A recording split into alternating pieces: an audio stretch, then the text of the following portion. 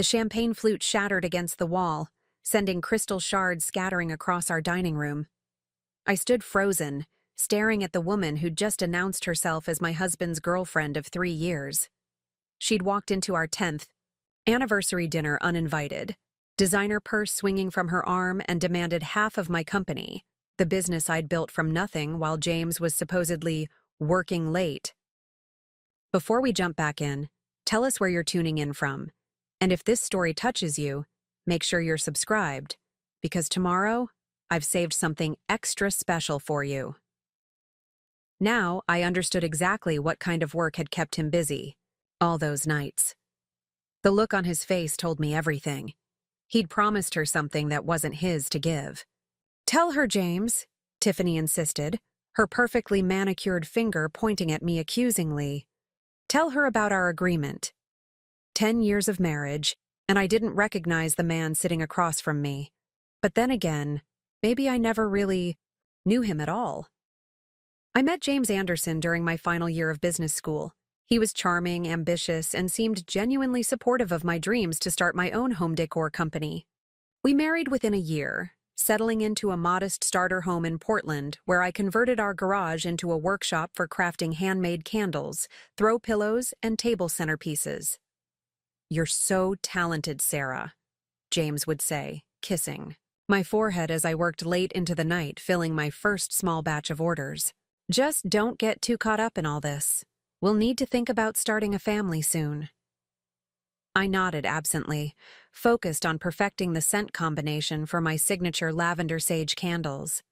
The craft fairs and weekend markets were bringing steady business, but I knew I needed a more sustainable model if Evergreen Home Essentials was going to be more than a hobby. "I've been thinking about approaching that new boutique on Hawthorne," I told James over dinner one night. "They feature local artisans, and their customer base is exactly who I'm trying to reach." James swirled his wine thoughtfully. "That sounds nice, honey. But is it worth the effort? My promotion is coming up next month. We'll be comfortable without you needing to work so hard." Something in his tone bothered me, but I brushed it aside. "This isn't about the money, James. I want to build something of my own." The boutique took my products on consignment, and when they sold out within 2 weeks, the owner called to place a larger order. I was ecstatic. James was conspicuously quiet. "Don't you think it's getting to be a bit much?" he asked that evening, as I calculated how many hours I'd need to fulfill the new order. "The house is constantly smelling like essential oils, and you're distracted all the time." "It's just until I can afford to rent a proper workspace," I assured him. "This could really be something, James," he sighed heavily. "I've got that business trip to Chicago next week. I was hoping we could focus on us before I leave." I promised to make time, but my mind was already spinning with possibilities. If the boutique continued to sell well, maybe I could approach other local stores, perhaps even create a small wholesale catalog. The day before James left for his trip, I received a call that would change everything. "Mrs. Anderson? This is Diana Morris from First Portland Bank. I'm calling about the second mortgage on your home." My blood ran cold. "There must be some mistake? We don't have a second mortgage." The silence on the other end was brief but telling. "According to our records, your husband initiated a home equity line of credit 3 months ago. The paperwork has both signatures, but if you're saying you weren't aware..." I felt like I was drowning. "How much?" $85,000, Mrs. Anderson. The funds were withdrawn 2 days after approval." When I confronted James that evening, his explanation came too quickly, too smoothly. "It's for investments, Sarah. I was going to surprise you once they matured. We're talking potentially doubling our money in a year." "What investments exactly?" I demanded. "Tech stocks, mostly. Some promising startups." He pulled me close. "Trust me, it's going to set us up for the future we've always wanted." I wanted to believe him. Maybe I even did, a little. But that night, I couldn't sleep. Something felt wrong. While James showered the next morning, I checked his laptop. Something I'd never done before. The password was my birthday, and what I found made my stomach turn. There were no investment accounts. Instead, I found emails confirming the purchase of a sports car registered to an address I didn't recognize, dinner reservations at restaurants we'd never visited together, and hotel bookings in cities where James had supposedly gone for team-building retreats. And then I found the photos. James with a woman I'd never seen before, young, blonde, laughing as they lounged on a boat, her hand possessively on his chest. The date stamp was from last summer, when James had told me he was at a conference in San Diego. When he emerged from the shower, I was sitting on the bed, the laptop open beside me. "Who is she?" I asked quietly. His face drained of color before shifting quickly to anger. "You went through my computer. What happened to privacy and trust?" "You took out a second mortgage on our home without telling me," I shot back. "What happened to honesty and respect?" The argument that followed was ugly. James deflected, minimized, and finally admitted to a mistake that meant nothing. He swore it was over and begged for another chance. "I'll cancel the Chicago trip," he offered. "We'll spend the time reconnecting." Emotionally exhausted, I agreed to try. I needed time to think, to figure out what this meant for our marriage, for my future. The next day, I was distributing flyers for Evergreen Home Essentials at a local farmer's market when I literally bumped into Harold Wilson, causing him to spill coffee down his expensive-looking jacket. "I'm so sorry," I exclaimed, frantically offering napkins. Instead of being angry, the distinguished older man chuckled. "No harm done. Gives me an excuse to buy a new one." He glanced at the flyer in my hand. "Evergreen Home Essentials? Are those your products I've been seeing at Willow Boutique?" Surprised, I nodded. "You've seen my work?" "My daughter bought your eucalyptus wreaths for her entire office last week. Wouldn't stop talking about the quality." He extended his hand. "Harold Wilson. I used to run distribution for Pacific Northwest Furnishings before I retired." We ended up talking for nearly an hour. Harold was genuinely interested in my business, asking insightful questions about my production capacity, pricing strategy, and growth plans. "You've got something special here," he said finally, "but you're thinking too small. Boutiques are fine for now, but the real money is in wholesale to larger retailers." I sighed. "I'd love to scale up, but I'm working out of my garage. I don't have the capital for manufacturing space." Harold considered me thoughtfully. "I might have a solution if you're open to some mentoring." That conversation should have been the highlight of my week.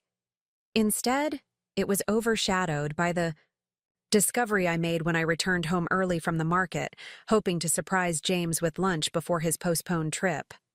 His car wasn't in the driveway, but the house wasn't empty. A woman's purse sat on our entryway table, expensive, with a designer logo I recognized from magazines. Music played softly from our bedroom upstairs. I stood in the living room, suddenly understanding with perfect clarity.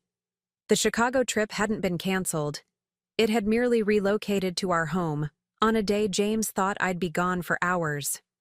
I didn't confront them immediately. Something cold and calculating had taken over. I quietly took photos of her belongings in our house, then left exactly as I had come. In my car, I called Harold Wilson with shaking hands. "That mentoring offer," I said when he answered. "I'd like to take you up on it, as soon as possible." "Of course," he replied, sounding concerned at the tone of my voice. "Are you all right, Sarah?" "No," I said honestly, "but I think I will be." I drove to my best friend Megan's apartment and finally let myself break down. Between sobs, I told her everything: the second mortgage, the affair, finding them in our home. "What are you going to do?" she asked after I'd exhausted my tears. I took a deep breath. "I'm going to build my company. I'm going to make it so successful that when I finally leave him, it will hurt him more than it hurts me." Megan's eyes widened. "You're not leaving him now?" I shook my head slowly. Not yet. I need time to secure my future, and I need to make sure he doesn't get a single piece of what I build from here on out. The next day, I consulted with Diana Morris, who turned out to be not just a bank officer, but also an attorney specializing in business law. Preparing and narrating this story took us a lot of time, so if you are enjoying it, subscribe to our channel. It means a lot to us. Now back to the story. She listened carefully to my situation. If you start taking protective measures now, we can ensure your business remains solely yours, regardless of what happens with your marriage, she advised. But you need to be strategic about timing and documentation. I drove home with a clear plan forming. James was waiting anxiously, having called and texted repeatedly since the day before. "Where have you been?" he demanded. "I've been worried sick." I looked at him. This man I had loved and trusted, and made the hardest decision of my life. I would stay, for now. I would pretend to forgive, and I would use the time to build something he could never take away from me.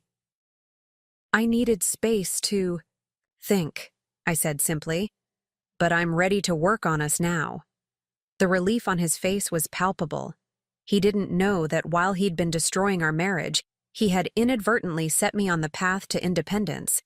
That night, as James slept beside me, I opened my laptop and wrote the first draft of my business plan.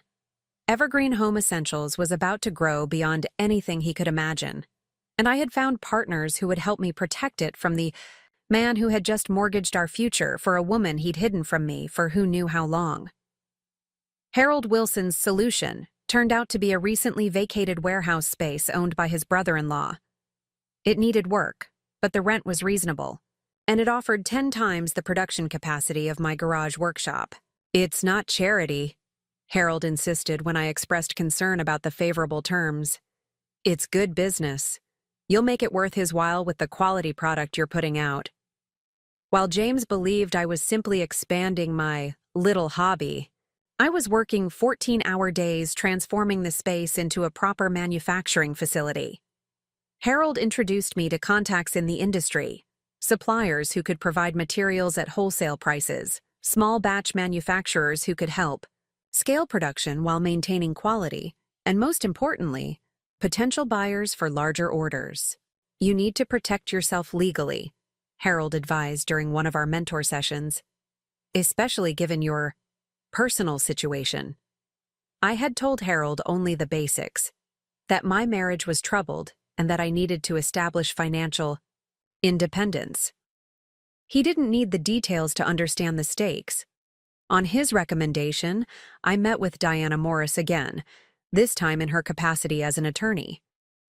"We need to establish your business as a separate entity from your marital assets," Diana explained.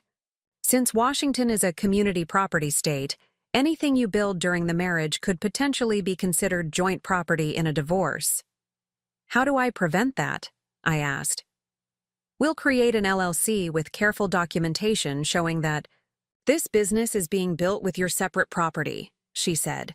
"I'm also going to suggest a post-nuptial agreement." I frowned. James would never agree to that. Diana smiled shrewdly. "He might, if it's presented correctly. Men like your husband often respond to incentives." The plan was elegant in its simplicity. I would approach James about formalizing the separation between his investments and my business. The agreement would protect his separate activities from being considered marital assets, something he would want, given what I now knew about his spending. In exchange, my business would remain solely mine. When I presented the idea, framed as protection for his financial ventures, James didn't hesitate. "That actually makes a lot of sense," he said, scanning the document Diana had prepared. "This way my investments stay mine, and your crafting business stays yours."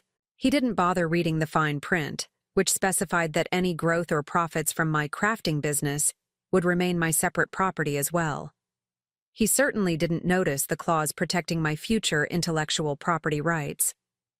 "Don't you need to read it more carefully?" I asked, almost wanting him to catch on. James chuckled. I trust you, babe.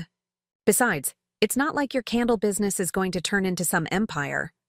I signed first, hand steady despite my racing heart. James signed second, initializing each page without reading it.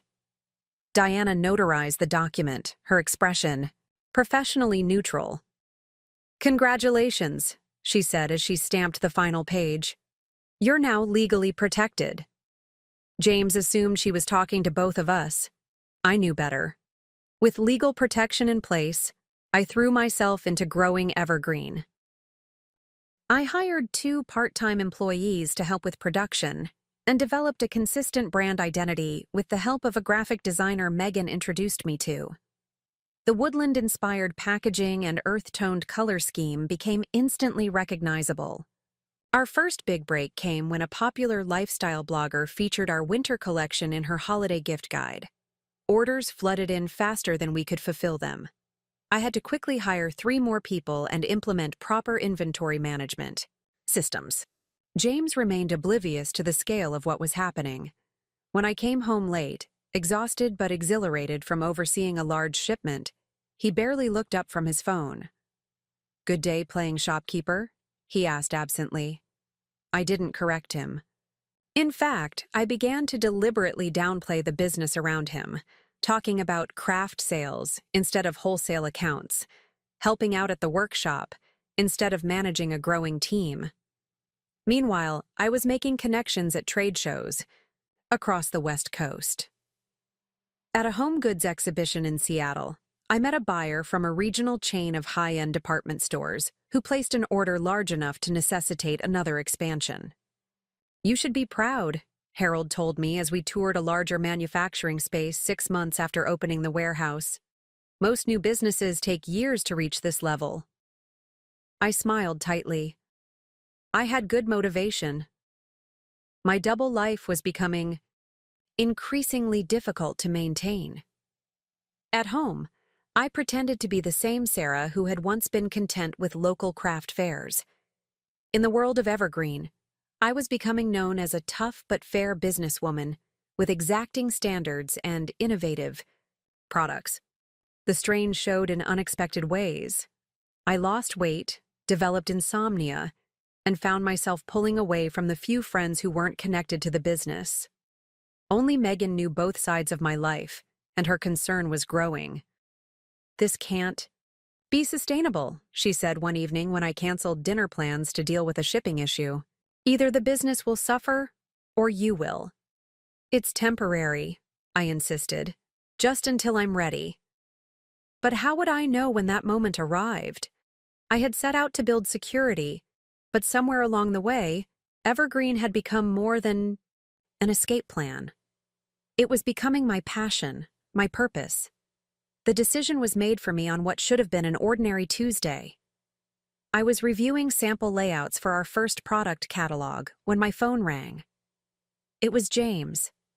Hey, I need to access some funds from our joint account for an investment opportunity, but it's showing insufficient funds. Did you make a large withdrawal? My blood turned to ice. I had indeed transferred money to cover an unexpected tax bill for Evergreen, but I'd been careful to only use what I considered my portion of our joint funds. Just what I needed for some business expenses, I said carefully. How much are you short? His laugh held an edge. About 30 grand. Since when does your little hobby need that kind of cash?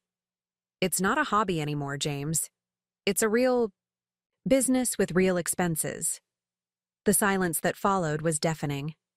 Then, I'm coming to see this real business of yours. Text me the address. I had never invited James to the manufacturing facility. He had never asked to see it. Now I had no choice but to give him the address and prepare for the confrontation that had been brewing for months. Harold was at the facility when James arrived, thankfully. My husband's expression as he took in the scale of the operation, the production lines, the staff, the inventory ready for shipment, shifted from skepticism to shock to something darker. What is all this? He demanded, gesturing broadly at the bustling workspace. This is Evergreen Home Essentials, I replied, simply. My company. Harold stepped forward, extending his hand. Harold Wilson, business advisor to Evergreen. You must be the husband I've heard so little about. James ignored the offered hand, his attention fixed on me. You've been hiding this from me? Your own husband? The hypocrisy was breathtaking. Like you hid Tiffany from me? Or the sports? Car? Or the second mortgage? Harold's eyebrows shot up, but he remained silent, a steady presence at my side. That's different, James sputtered. This is significant. This changes our financial picture completely. A calculating look replaced his anger. Do you realize what we could do with this kind of income? The investments we could make? And there it was, the confirmation that he saw my success only in terms of how it could benefit him. Not pride in what I had built, not regret for underestimating me, just immediate calculation of how to exploit this new resource. There is no we when it comes to Evergreen, I said firmly. The business is mine, solely mine, legally protected as separate property. He frowned. That's not how marriage works. What's yours is mine. Not according to the post-nuptial agreement you signed, I countered. You know, the one that protected your investments? The realization dawned slowly on his face. You tricked me. Harold cleared his throat. I think I'll give you two some privacy. He squeezed my shoulder supportively before walking away. Alone with James, I felt a strange calm descend. I didn't trick you. I protected myself, just like you've been protecting yourself all along. By hiding a whole company from me? His voice rose, drawing glances from nearby employees. By building a future that you can't mortgage away for your girlfriend? I replied evenly. I know about Tiffany, James. I've known for months. The car, the trips, the hotels, all paid for with our home equity. His face paled. It's not what you think. It doesn't matter what I think anymore. What matters is what I know. I gestured around us. And what I've built despite you, not because of you. James's expression hardened. We'll see what my lawyer has to say about this. I nodded calmly. Yes, we will. But first, I suggest you read the agreement you signed. Diana was very thorough. As he stormed out, I felt a weight lift from my shoulders. The pretense was over. Whatever came next, divorce, legal battles, more lies, I would face it as the woman I had become, not the woman who had once believed in James Anderson's promises. Harold returned, concern evident in his weathered face. Are you all right? I think I will be, I said, surprising myself with how true it felt. For the first time in a long time, I think I really will be. The weeks following James's discovery of Evergreen were a strange mix of professional triumph and personal unraveling. We continued living in the same house, but as virtual strangers. James alternated between cold silence and calculated charm, still believing he could somehow gain access to the business I'd built. I was thinking, he said casually over a rare shared dinner, with my business contacts and your product line, we could really take Evergreen to the next level. Have you considered corporate gifting programs? I smiled thinly. Harold and I implemented those 3 months ago. We're already supplying customized packages to 4 major companies in Portland. James's jaw tightened. Harold again. Don't you think you're relying a bit too heavily on an old man's outdated business sense? Harold's connections and experience have been invaluable, I replied. Unlike yours. It was a direct hit, and James knew it. He pushed away from the table. I have a late meeting. With Tiffany? I asked quietly. He didn't answer, just grabbed his keys and left. I didn't mind. These evenings alone had become precious time for planning Evergreen's next phase of growth. Diana had warned me that James would likely challenge the post-nuptial agreement. Men, like him, don't lose gracefully, she said during one of our regular check-ins. Be prepared for him to get creative, and potentially vindictive. Her prediction proved accurate. First came the financial pressure. James stopped contributing to our joint accounts, leaving me to cover all household expenses. He assumed this would force me to dip into Evergreen's funds, potentially muddying the waters between personal and business finances. Instead, I opened a separate personal account and rerouted my modest but growing salary from Evergreen there. I continued paying the mortgage and utilities from our joint account until those funds were depleted, then seamlessly switched to my new account.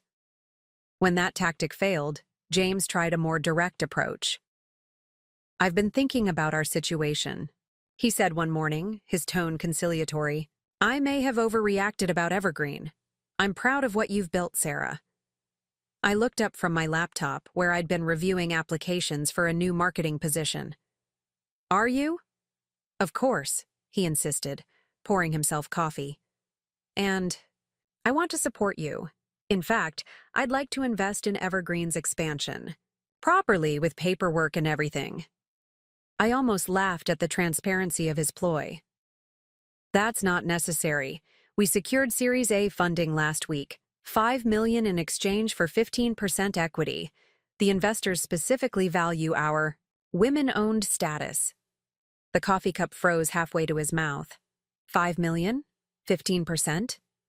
He set the cup down carefully. "That would value the company at just over $33 million, I confirmed. "The valuation was based on our growth projections and intellectual property portfolio." His face went through a series of calculations. I could practically see him multiplying the community property laws by 33 million and dividing by 2. "Sarah," he said, his voice dropping to the intimate tone he used when trying to be persuasive, "we need to talk about us, about our future together." And there it was, his new strategy. If he couldn't break the legal protections around Evergreen, he would try to salvage the marriage long enough to position himself for a better settlement if we divorced. "I think it's a little late for that conversation," I said, closing my laptop. "Don't you have somewhere to be? Someone to see?" His expression hardened. "You don't know everything you think you know." "I know enough," I replied, gathering my things. "And so does Diana." That evening, I drove to Harold's house in the West Hills for our weekly strategy dinner. These meetings had evolved from formal business discussions to something more personal, a surrogate father offering wisdom to the daughter he never had. Harold's modernist home overlooked the city, its walls of glass framing Portland's twinkling lights like a living painting. His housekeeper, Elena, greeted me warmly and led me to the back patio where Harold was nursing his customary single malt scotch. "There she is," he said, rising to embrace me. "The woman of the hour. I heard about the funding round. Congratulations. Are in order." I relaxed for the first time that day. It still doesn't feel real sometimes. "It's real," he assured me, guiding me to a chair. "And it's just the beginning. Now, tell me what's happening on the home front." I recounted my interaction with James that morning, including his transparent attempt to rekindle our relationship. Harold's expression darkened. "He's getting desperate. That makes him dangerous." "Diana says the postnuptial will hold," I assured him. "It's not just about the legal protections," Harold said, swirling his scotch thoughtfully. "Men with wounded pride can lash out in unpredictable ways. You need to be prepared for him to fight dirty." I sighed, suddenly exhausted by the constant vigilance. "Sometimes I wonder if I should just offer him a settlement and be done with it." Harold shook his head firmly. "That would be a mistake. He didn't earn it, Sarah. He doesn't deserve a reward for betrayal." Something in his tone made me look at him more carefully. "You sound like you're speaking from experience." Harold was silent for a long moment, his gaze fixed on the city below. "My wife left me 30 years ago," he finally said, "for my business partner. They'd been having an affair for years, right under my nose." "I'm so sorry," I said softly. He waved away my sympathy. The worst part wasn't the affair.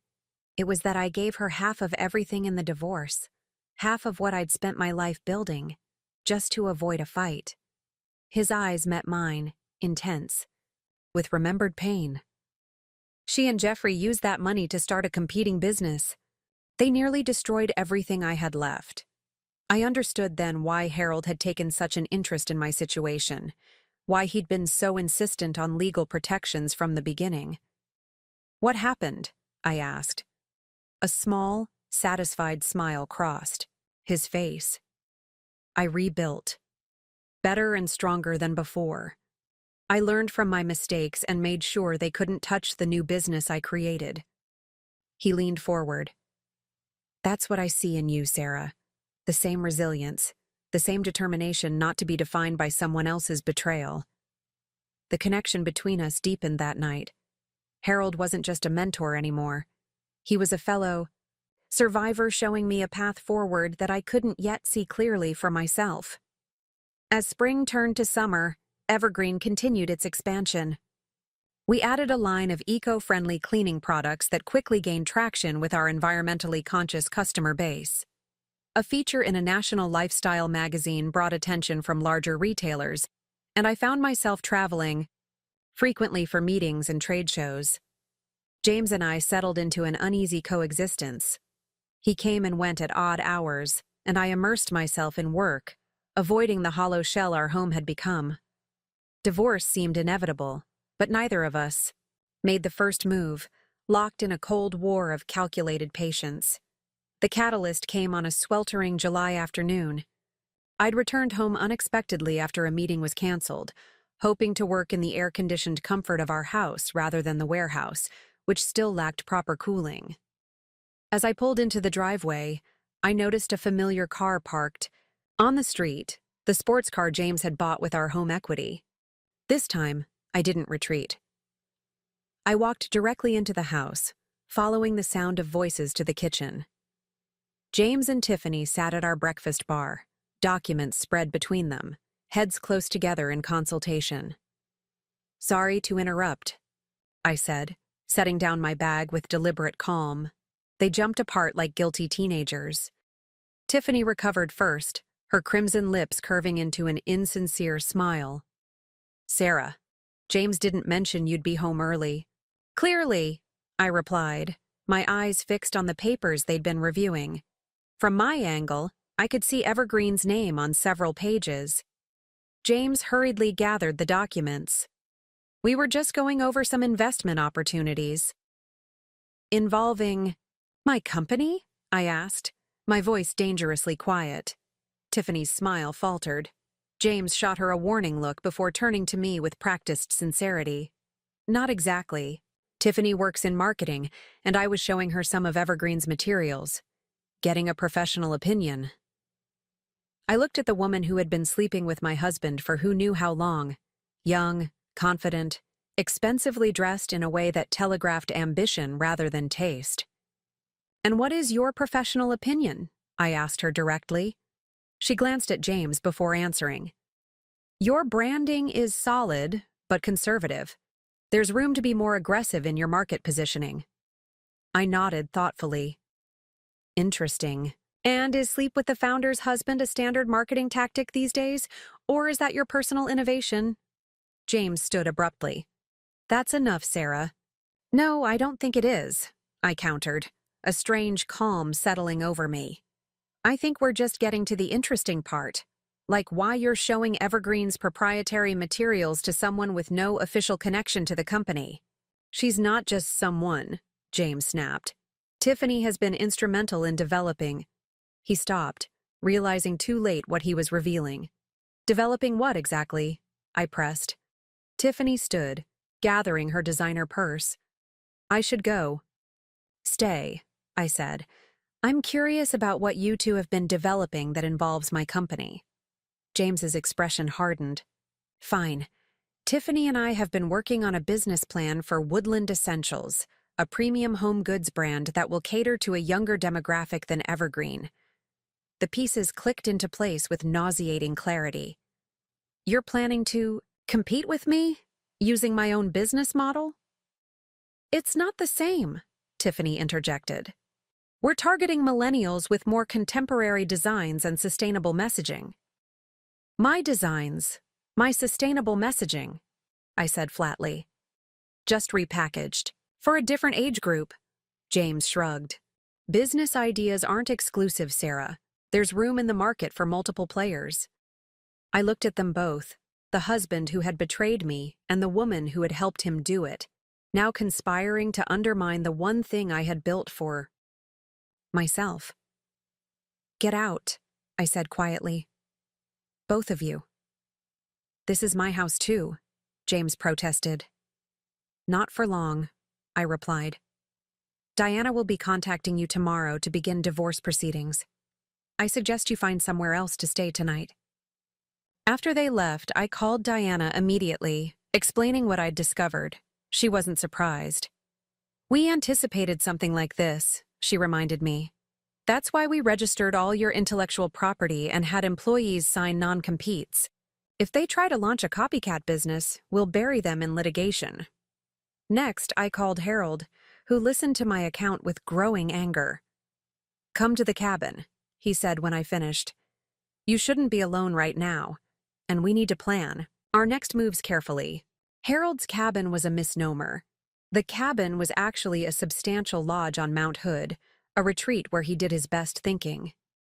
I packed quickly, knowing James would likely return once Tiffany calmed him down. As I drove into the mountains, anxiety gave way to a strange sense of liberation. The pretense was finally over. The divorce would be messy, the competition with Woodland Essentials potentially damaging, but at least I was no longer living a double life. Harold was waiting on the porch when I arrived, 2 glasses of wine already poured. You look better than I expected, he observed as I got out of the car. I feel better, I admitted, like I can finally breathe. We stayed up late that night, not just planning legal strategies against James and Tiffany's venture, but mapping out Evergreen's future, expansion into new product categories, possible retail locations of our own, international distribution. They've done you a favor, Harold said as our planning session wound down. They've freed you from the last constraints holding you back. I realized he was right. For months, I'd been building Evergreen while still trying to maintain the fiction of my marriage, dividing my energy between growth and self-protection. Now, I could focus entirely on moving forward. To new beginnings, Harold said, raising his glass. To new beginnings, I echoed, feeling for the first time that the phrase might actually be true. The divorce proceedings were as contentious as Diana had predicted. James challenged the post-nuptial agreement, claiming he hadn't understood its implications and that I had deliberately misled him about Evergreen's potential. His lawyer, an aggressive man with slicked-back hair and a reputation for scorched-earth tactics, filed motion after motion trying to pierce the legal protections around my company. Meanwhile, Tiffany and James moved quickly to launch Woodland Essentials, securing a small manufacturing space and rushing products to market that bore uncomfortable similarities to Evergreen's early offerings. They hadn't copied our designs exactly, they weren't that careless, but the inspiration was unmistakable. They're counting on confusion in the marketplace, Diana explained during one of our strategy sessions. Customers who think they're buying your products when they're actually getting their knockoffs. We responded with a 3-pronged approach: a cease and desist letter addressing the most egregious similarities, a targeted PR campaign highlighting Evergreen's commitment to authentic woman-owned craftsmanship, and expedited development of our premium line to further differentiate our brand positioning. The legal battles consumed enormous amounts of time and emotional energy. There were days when I questioned whether the fight was worth it, whether I should just settle with James to be free of the constant conflict. Harold remained my steadfast ally during this period, his own experience with betrayal and rebuilding providing perspective I desperately needed. This is the hardest part, he assured me during a particularly difficult week when sales had temporarily dipped following confusion caused by Woodland's launch. But it won't last forever. He was right. By fall, Evergreen had weathered the initial impact of Woodland's entry into the market. Our established relationships with retailers held firm, and our customers largely remained loyal.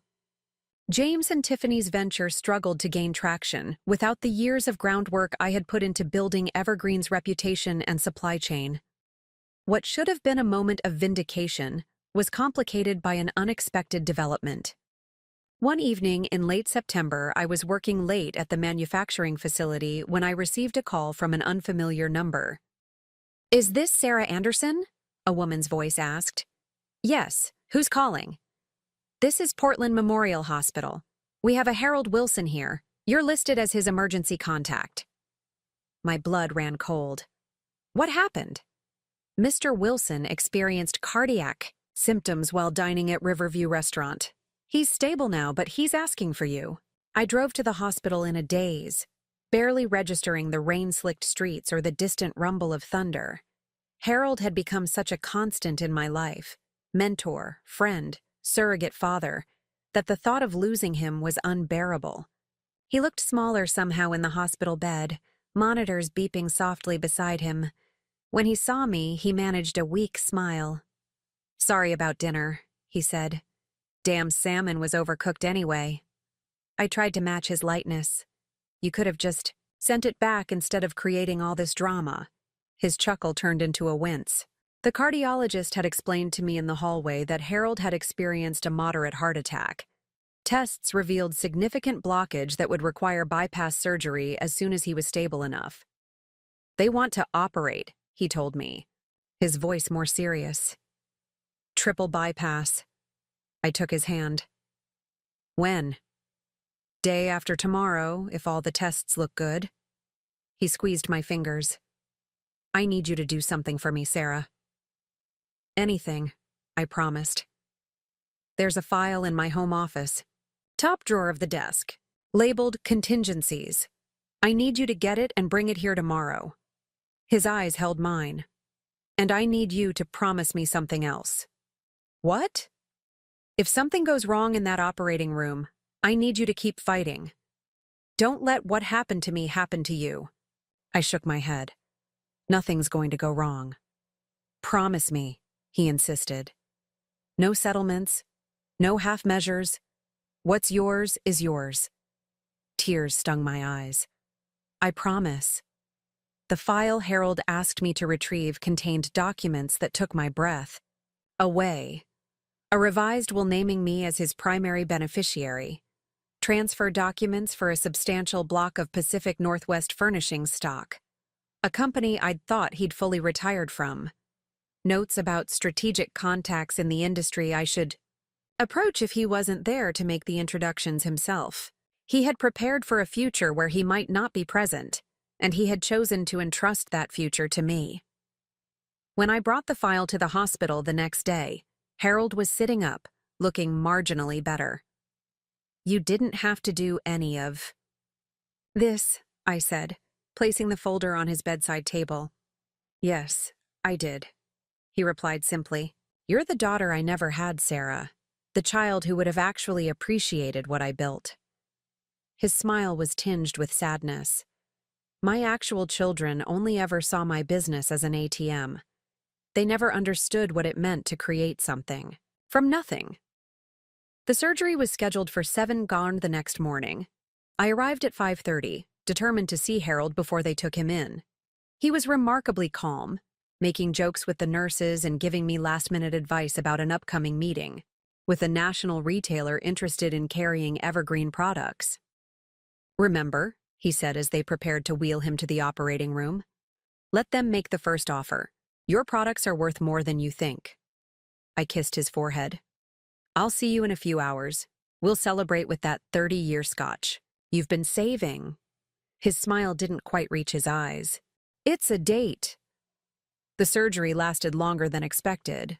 5 hours stretched to 7, then 8. I paced the waiting room, checking my phone periodically for emails from the office, but unable to focus on anything but the clock on the wall. Finally, the surgeon appeared, still in his scrubs, his expression grim. "We encountered more extensive damage than the scans indicated," he explained. We completed the bypass, but Mr. Wilson suffered complications during the procedure. He's in critical condition. But he'll recover? I asked, my voice small. The surgeon's hesitation told me everything. The next 24 hours will be crucial. We've placed him in a medically induced coma to give his body the best chance to heal. Harold never woke up. 3 days after the surgery, surrounded by machines, keeping his body functioning, his heart finally gave out. I was holding his hand when it happened, telling him about a new packaging design we were considering, pretending he could hear me, that he would open his eyes and offer his characteristically blunt feedback. Instead, the monitors flatlined, and Harold Wilson, the man who had believed in me when I barely believed in myself, was gone. The grief was overwhelming, a physical weight pressing on my chest. For the first time since discovering James's betrayal, I felt truly alone. The legal battles, the business challenges, the divorce proceedings, all of it seemed suddenly meaningless in the face of this loss. Megan found me in Harold's hospital room, still clutching his hand an hour after he'd been pronounced dead. "Come on," she said gently. "Let's get you home." "I can't go to the house," I said, thinking of the empty room still half filled with James's things. "I can't be there right now." "Then you'll stay with me," she said firmly. "For as long as you need." The next few weeks passed in a blur of funeral arrangements, legal meetings about Harold's estate, and mechanical efforts to keep Evergreen running despite my emotional absence. I went through the motions, making decisions and attending meetings, but the purpose that had driven me for the past year seemed to have evaporated. Diana noticed the change during a strategy session about the ongoing divorce. "You're not yourself," she observed, "and that's understandable after what you've been through. But James's team is sensing weakness. They're pushing for a settlement again." I rubbed my temples, feeling a headache building. "Maybe we should consider it, just to be done with this." Diana's expression sharpened. "That's not what Harold would want. And I don't think it's what you want either." "I don't know what I want anymore," I admitted. "Everything feels hollow." She closed her legal pad deliberately. "I'm saying this as your friend, not just your attorney. You need time to grieve, but you also need to remember why you started fighting in the first place. It wasn't just about the money or even the principle. It was about claiming your own power." Her words echoed in my mind as I drove to the warehouse later that day. The facility was humming with pre-holiday production, employees I'd personally hired working efficiently at stations I'd designed. This was real. This was mine. This was what Harold had helped me build and protect. Near the entrance, a large corkboard displayed customer letters and photos. People whose homes had been made more beautiful by Evergreen products, whose lives had been touched in some small way by what we created. I stood before this wall of connection, remembering the early days when each sale felt like a personal victory. Something shifted inside me. Harold was gone, but what he had helped me create remained.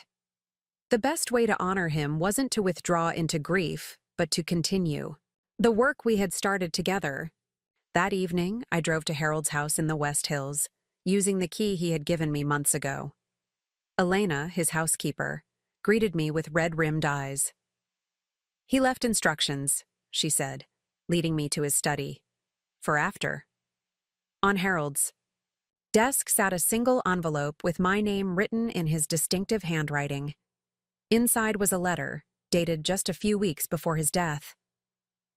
"Sarah," it began, "if you're reading this, I'm no longer around to tell you what you need to hear in person, so let this letter serve in my place." Harold's words were characteristically direct. He wrote about seeing in me the same drive and integrity he had valued in himself. He confessed that mentoring me had given purpose to his retirement years, and he urged me not to let grief or fatigue derail what we had built. "The worst thing we can do in this life," he wrote, "is allow others to define our worth or limit our potential. You've already proven you're stronger than that. Now finish what you started. The letter ended with a postscript. Check the wall safe behind the eye. Rothko. The combination is your birthday. There's something there you'll need. The safe contained a weathered leather portfolio. Inside were documents detailing James's business activities over the past year, including evidence that he had approached Harold 6 months earlier, seeking investment for what would become Woodland Essentials. I declined, Harold had noted, but kept the records in case they proved useful. Also in the portfolio was a flash drive containing emails between James and Tiffany, dating back 2 years before I discovered their affair. The emails discussed not just their relationship, but their long-term plans to leverage my business connections for their own ventures. Remember, patience, James had written. Sarah's building something we can use. Let her do the hard work, and we'll step in when the time is right. The cold calculation laid out in these exchanges cut through my grief like a knife, reigniting the determination that had fueled me before Harold's death. This wasn't just about protecting what was mine anymore. This was about exposing the truth. I called Diana the next morning. I have new evidence, I told her, and I'm ready to go on the offensive. With Diana's guidance, we filed a countersuit against James and Tiffany, alleging conspiracy to misappropriate business opportunities and breach of fiduciary duty. The emails provided compelling evidence that their relationship had begun while I was still building Evergreen, and that James had been sharing confidential information about my business plans with Tiffany from the beginning. The legal battle intensified, but this time I was no longer distracted by grief or uncertainty. I channeled my loss into focused determination, working longer hours and making bolder decisions for Evergreen's future. We launched a home fragrance collection that had been in development before Harold's death, naming the signature scent Wilson's Reserve in his honor. I personally oversaw the expansion into a Seattle warehouse to support our growing West Coast distribution, and I initiated talks with an East Coast distribution partner to bring Evergreen products nationwide.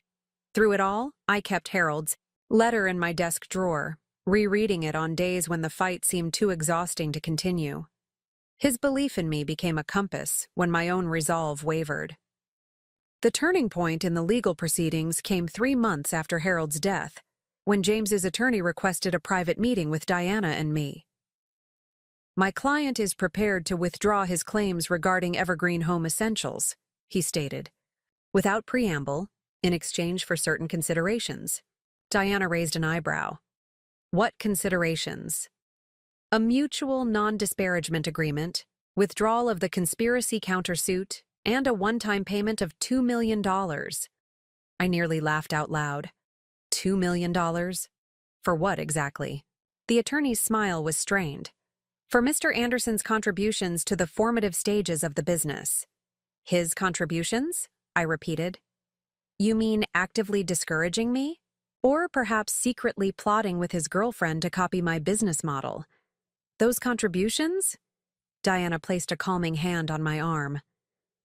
What's prompted this sudden change in position? She asked the attorney. He cleared his throat. My client believes this resolution would be in everyone's best interest. What he didn't say, what we already knew from our own sources, was that Woodland Essentials was failing. Their hastily launched products had quality issues that resulted in high return rates. Their attempt to secure wider distribution had stalled when retailers learned of the pending litigation, and their initial investors were growing increasingly concerned about the venture's viability. Here's our counteroffer, Diana said. Mr. Anderson withdraws all claims related to Evergreen. He and Ms. Reynolds agree to cease operations of Woodland Essentials immediately. In exchange, we will withdraw the conspiracy suit and agree to a mutual non-disparagement clause. And the financial settlement? The attorney pressed. There will be none, I said firmly. The attorney gathered his papers. My client won't accept those terms. Then we'll see him in court, Diana replied smoothly. With the evidence from Harold Wilson's files. 2 days later, James called me directly for the first time in months, "We need to talk," he said without preamble. "Not through the lawyers. Just us." I hesitated. "About what?" "About ending this. All of it." His voice sounded tired. "Meet me for dinner. One conversation to put this behind us." Against Diana's advice, I agreed to meet James at a neutral location, a small bistro downtown where we had occasionally dined early in our marriage. I arrived intentionally late, unwilling to give him even a moment of thinking I was waiting for him. He looked different, thinner, with dark circles under his eyes that spoke of stress and sleepless nights. For a moment, I felt an unwelcome twinge of the connection we had once shared. "Thank you for coming," he said as I sat down. "You look good." "Let's skip the small talk," I replied. "You wanted to talk about ending this." James sighed. "Woodland is finished. The investors pulled out last week. Tiffany's already looking for another job." I felt no satisfaction at this news, only a dull sense of justice being served. "I'm sorry it didn't work out," I said, not entirely truthfully. "No, you're not," he said with a hint of his old perceptiveness. "But you should be. We could have built something together, Sarah. Something bigger than Evergreen. We still could." I stared at him, incredulous. "Are you serious? After everything? That's happened. You still think we have a future together?" "Business-wise," he clarified quickly. "I'm not delusional enough to think we can salvage the marriage. But my connections, your products, it could still work." I shook my head slowly. "You really don't get it, do you? This was never just about business for me. It was about building something that was entirely mine. Something you couldn't take credit for or control." I leaned forward. "Something you couldn't mortgage away for your girlfriend." James flinched. "I made mistakes, serious ones. But this scorched earth approach isn't helping either of us." "It's helped me define my boundaries," I countered. "It's helped me understand my own worth. And it's helped me realize that I don't need your approval or participation to be successful." Something in my tone must have finally reached him. He sat back, studying me with new eyes. "You've changed," he said finally. "Yes," I agreed. "I have. We negotiated terms there in that small bistro without lawyers or posturing. James would withdraw all claims related to Evergreen and agree to the dissolution of Woodland Essentials. I would withdraw the conspiracy countersuit and agree to a clean division of our remaining personal assets. No financial settlement. No ongoing entanglements." "Is there anything else you want?" he asked as we prepared to leave. I considered the question. Once, I had wanted many things from James Anderson: love, respect, partnership, loyalty. Now I wanted only one thing. "Freedom," I said simply. "A clean break." He nodded slowly. "That I can give you." As I watched him walk away, I felt neither triumph nor regret, only a quiet certainty that this chapter of my life was finally closing. Our divorce was finalized on a crisp autumn day, almost exactly 1 year after I had discovered James's affair. The legal documents arrived by courier while I was reviewing designs for Evergreen's spring collection. I signed where indicated, officially ending 10 years of marriage with a few strokes of a pen. That evening, I opened a bottle of champagne Harold had given me after our first major retail account. "For celebrating milestones," he had said. This qualified, though perhaps not in the way either of us had anticipated. Megan joined me on the deck of my new home, a modernist structure on the outskirts of Portland with views of Mount Hood reminiscent of Harold's place in the West Hills. "To freedom," she toasted, clinking her glass against mine. "And new beginnings," I added. We were silent for a moment, watching the sunset paint the sky in vivid oranges and pinks. "So what's next?" Megan asked. "World domination?" I laughed. "One step at a time. The East Coast expansion is keeping me busy enough for now." In truth, I had been thinking beyond just geographic expansion. Harold's passing had left a void not just emotionally, but strategically.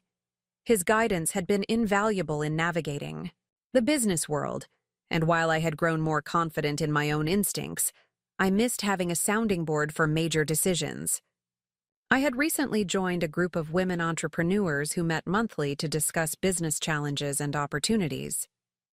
The connections I made there had already opened doors to new suppliers and potential collaborators. Life had settled into a new normal. Busy days at Evergreen, quiet evenings at home, occasional dinners with friends like Megan who had stood by me through the tumult of the past year.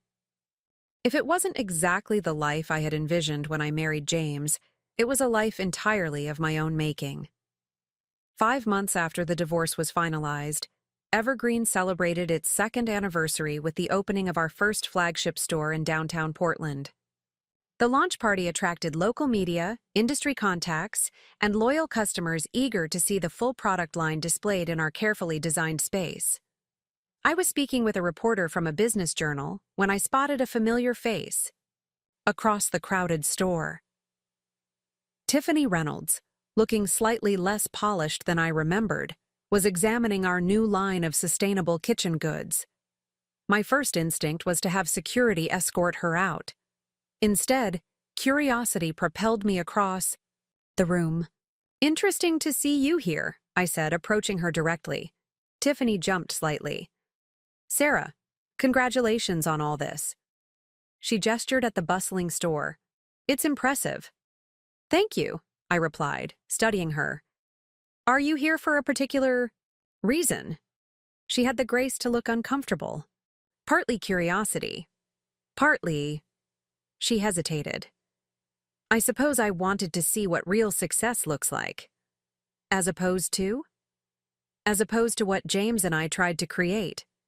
She set down the candle she'd been holding. Woodland was a mistake from the beginning. We were trying to copy something we didn't understand. The admission surprised me. "And James? How is he?" "I wouldn't know," Tiffany said. "We ended things right after Woodland folded. He's in Seattle now, I think. Some sales position." I felt a strange lack of emotion at this news. No satisfaction, no resentment, just a distant acknowledgement of information about someone who no longer factored into my life. "I should go," Tiffany said after an awkward silence. "I just wanted to see and maybe to say I'm sorry, for whatever that's worth." As she turned to leave, I found myself saying, "For what it's worth, I hope you find something of your own to build, something no one can take from you." She looked back, startled by the unexpected moment of connection. "I'm working on it," she said with a small smile before disappearing into the crowd. The encounter left me reflective throughout the remainder of the event. I had spent so long defining myself in opposition to James and Tiffany's betrayal that it was strange to realize they no longer held any power over my emotions or decisions. Later that evening, as the last guests departed and staff began cleaning up, Diana lingered to share a celebratory glass of champagne. "To Evergreen's continued success," she toasted. "Harold would be proud."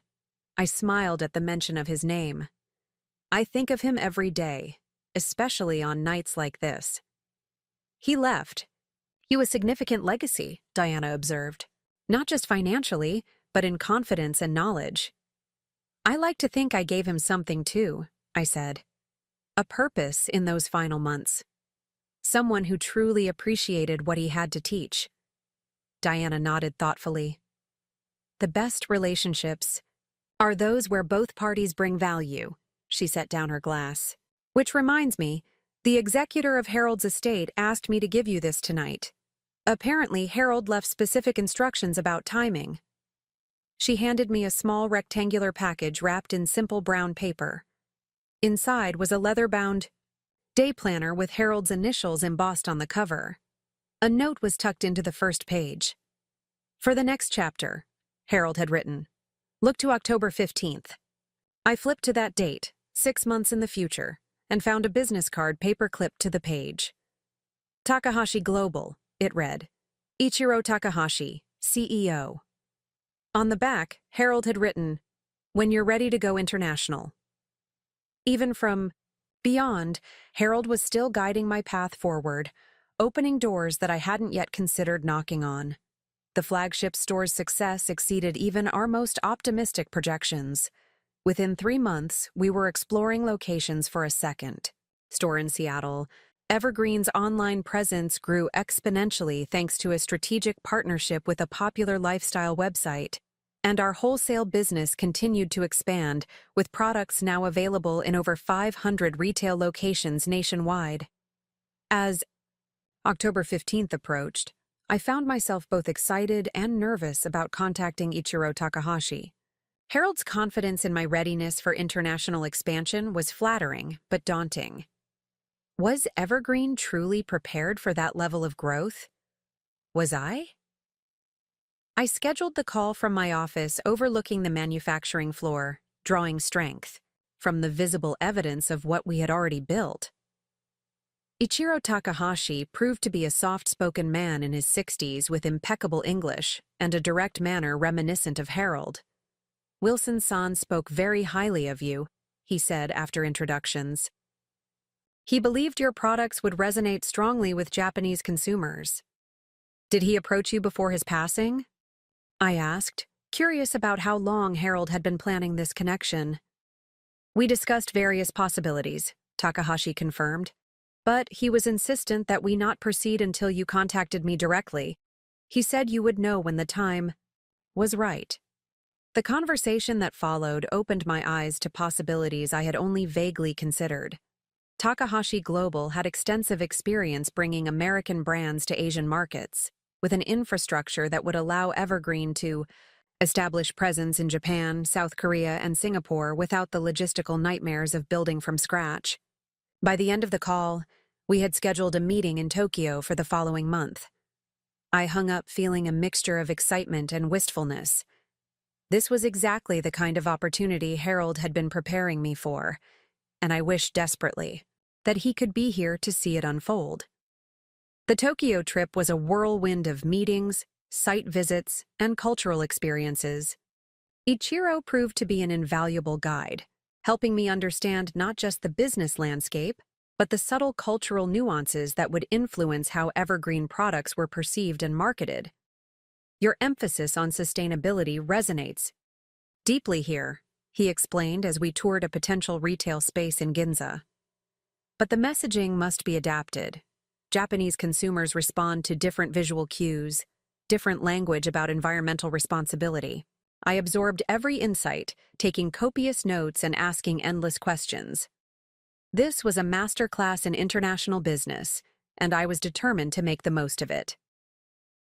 On my final evening in Tokyo, Ichiro invited me to dinner at an exclusive restaurant hidden on a quiet side street. The traditional multi-course meal was served in a private room overlooking an immaculate garden lit by stone lanterns. "I have a confession to make," Ichiro said as we were served delicate cups of sake. "My relationship with Harold Wilson went beyond business." I looked up, curious. "We were rivals once, in the 1980s, competing for the same distribution channels. In the American market, Harold outmaneuvered me quite thoroughly." His eyes crinkled with the memory. "I lost a significant contract and was forced to return to Japan somewhat diminished." "That must have been difficult," I said carefully. Ichiro nodded. "It was." But 2 years later, Harold contacted me with a proposal for a joint venture in the Asian market. He could have continued to compete against me, but instead, he offered partnership. He sipped his sake thoughtfully. When I asked why, he said simply that good business is not about destroying worthy opponents, but finding ways to create value together.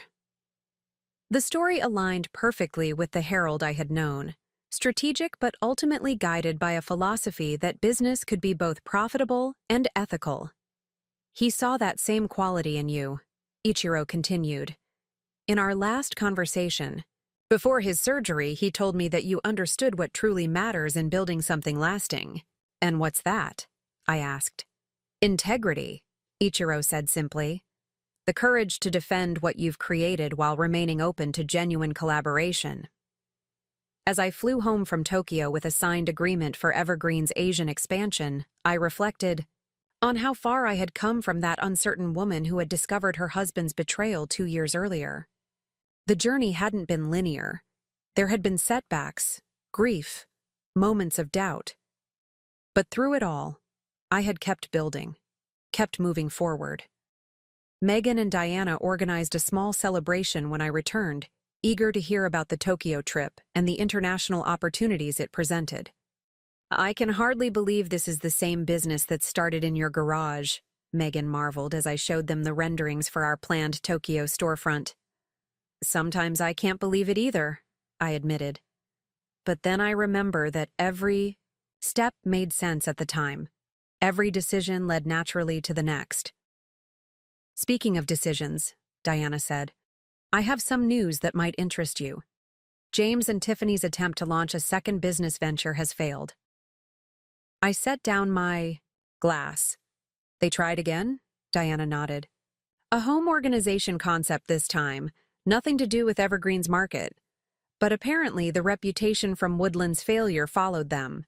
Investors backed out at the last minute. I was surprised by my own reaction. Not satisfaction, but a kind of distant pity. That's unfortunate, I said simply.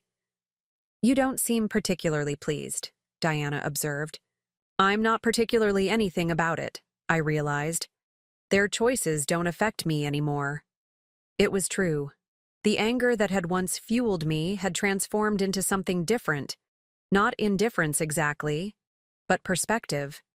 James and Tiffany had become characters in a story that was no longer central to my life, a chapter closed and put away. 3 months after the Tokyo trip, we held the grand opening of our Seattle store, with plans for San Francisco already underway.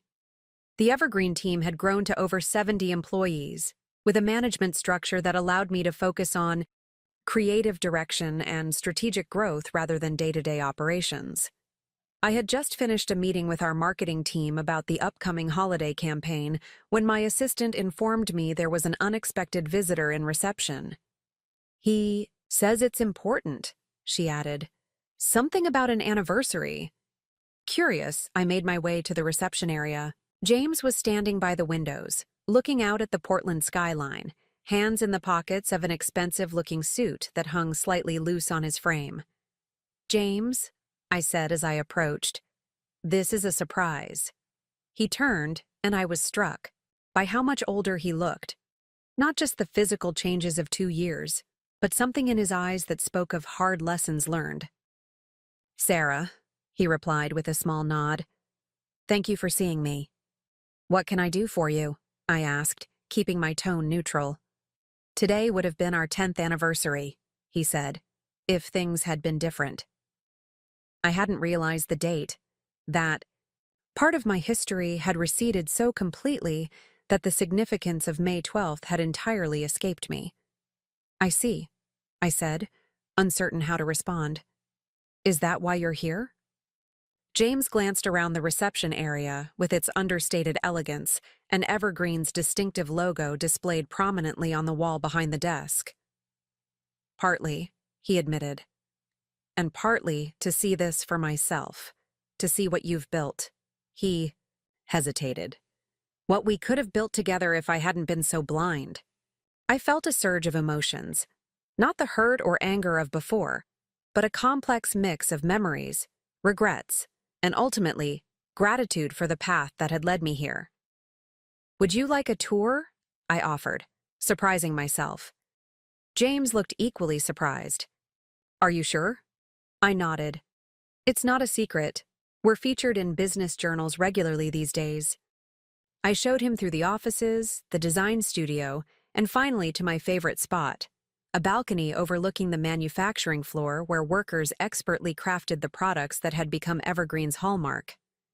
This is incredible, Sarah, he said as we watched the activity below. You've accomplished more than I ever imagined possible. Thank you, I said simply. I owe you an apology, he continued, his eyes still on the manufacturing floor. Not just for the affair or the lies, but for never really seeing you, your potential, your determination. He turned to face me directly. I underestimated you, in every possible way, and I'm sorry for that. The apology was unexpected, and I took a moment to consider my response.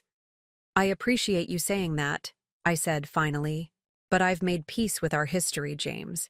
It shaped me, but it doesn't define me anymore. He nodded slowly. I'm glad to hear that. I'm still working on my own peace. He reached into his jacket and removed an envelope.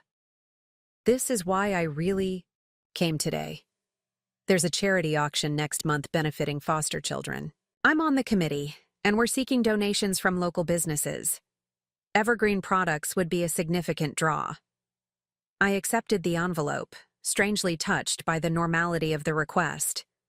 Not reconciliation, not further apologies, just a straightforward business interaction between two people with a complicated past. I'll have our donation team contact the organizers, I promised. It's a good cause. As we walked back toward reception, James hesitated. There's something else I've been wanting to tell you. I'm moving back to Chicago next month. Fresh start. I hope it goes well for you, I said sincerely. I've learned a lot these past 2 years, he added. About consequences, about what matters. A rueful smile crossed his face. Expensive lessons. In the reception area, we shook hands formally, the gesture marking both closure and a new, distant kind of respect. Goodbye, Sarah, he said, and congratulations on everything you've built. After he left, I returned to my office and found myself drawn to the small framed photograph on my desk. Not of James or even of Harold, but of the first evergreen products I had created in my garage workshop. Handcrafted candles and simple, textile goods arranged on a makeshift display at a local craft fair. That crafting hobby, the one James had dismissed and Tiffany had tried to copy, had grown into an international brand employing dozens of people and bringing my creative vision to homes across the country and soon, around the world. The journey had been nothing like I'd imagined when I married James a decade earlier. The path had been harder, lonelier at times, but ultimately more rewarding than the comfortable life I'd once envisioned as his wife. My phone chimed with a notification, Ichiro Takahashi confirming our video call for the following morning to discuss the Tokyo store's opening timeline. I smiled as I sent a quick reply, already mentally preparing for the next phase of Evergreen's growth. Outside my office window, Portland sparkled in the late afternoon sun. Somewhere in that cityscape was the house where James and I had lived, where I had discovered his betrayal, where I had made the decision to fight rather than surrender. I didn't regret a single step of the journey that had led me here. Not the pain, not the battles, not even the losses. Each had shaped me, strengthened me, prepared me for challenges I couldn't yet imagine. The intercom buzzed. Your 3 o'clock is here, my assistant announced. The sustainability consultant for the San Francisco location. Send them in, I replied, turning away from the window and the past it represented. It was time to focus on the future, my future, built with my own hands, secured by my own determination, expanding in directions limited only by my imagination and courage. The door opened, and I stepped forward with a confident smile, ready for whatever came next. 6 months after James's unexpected visit, Evergreen's Tokyo store opened to enthusiastic crowds and media attention. The minimalist aesthetic we had developed specifically for the Japanese market resonated strongly with local consumers who appreciated our commitment to sustainable materials and ethical production methods. I stood in the center of the bustling store, observing customers examining our products with careful attention to detail. The scent of our specially created cherry blossom and hinoki fragrance line filled the air. a blend developed through extensive collaboration with local perfumers to appeal to Japanese sensibilities while maintaining Evergreen's distinctive, natural approach. This exceeds even our most optimistic projections, Ichiro murmured beside me, watching as another customer approached the register with an armful of products. The pre-orders for the subscription boxes are already at capacity. I nodded, trying to absorb the reality of what we had accomplished. From a garage workshop in Portland to an international brand with dedicated followers on multiple continents, the trajectory still seemed surreal at times. We should celebrate, Ichiro suggested. I've reserved a private room at Kozue, the view of Mount Fuji at sunset is unparalleled. The celebratory dinner stretched late into the evening, with Ichiro's team and my core staff who had traveled for the opening enjoying traditional Japanese cuisine and sake. As conversation flowed around me, I found myself reflecting on the unlikely series of events that had brought me to this moment. If James hadn't betrayed me, if I hadn't discovered his affair, if Harold hadn't appeared in my life at precisely the right moment, would I be sitting in a prestigious Tokyo restaurant celebrating the international expansion of my company?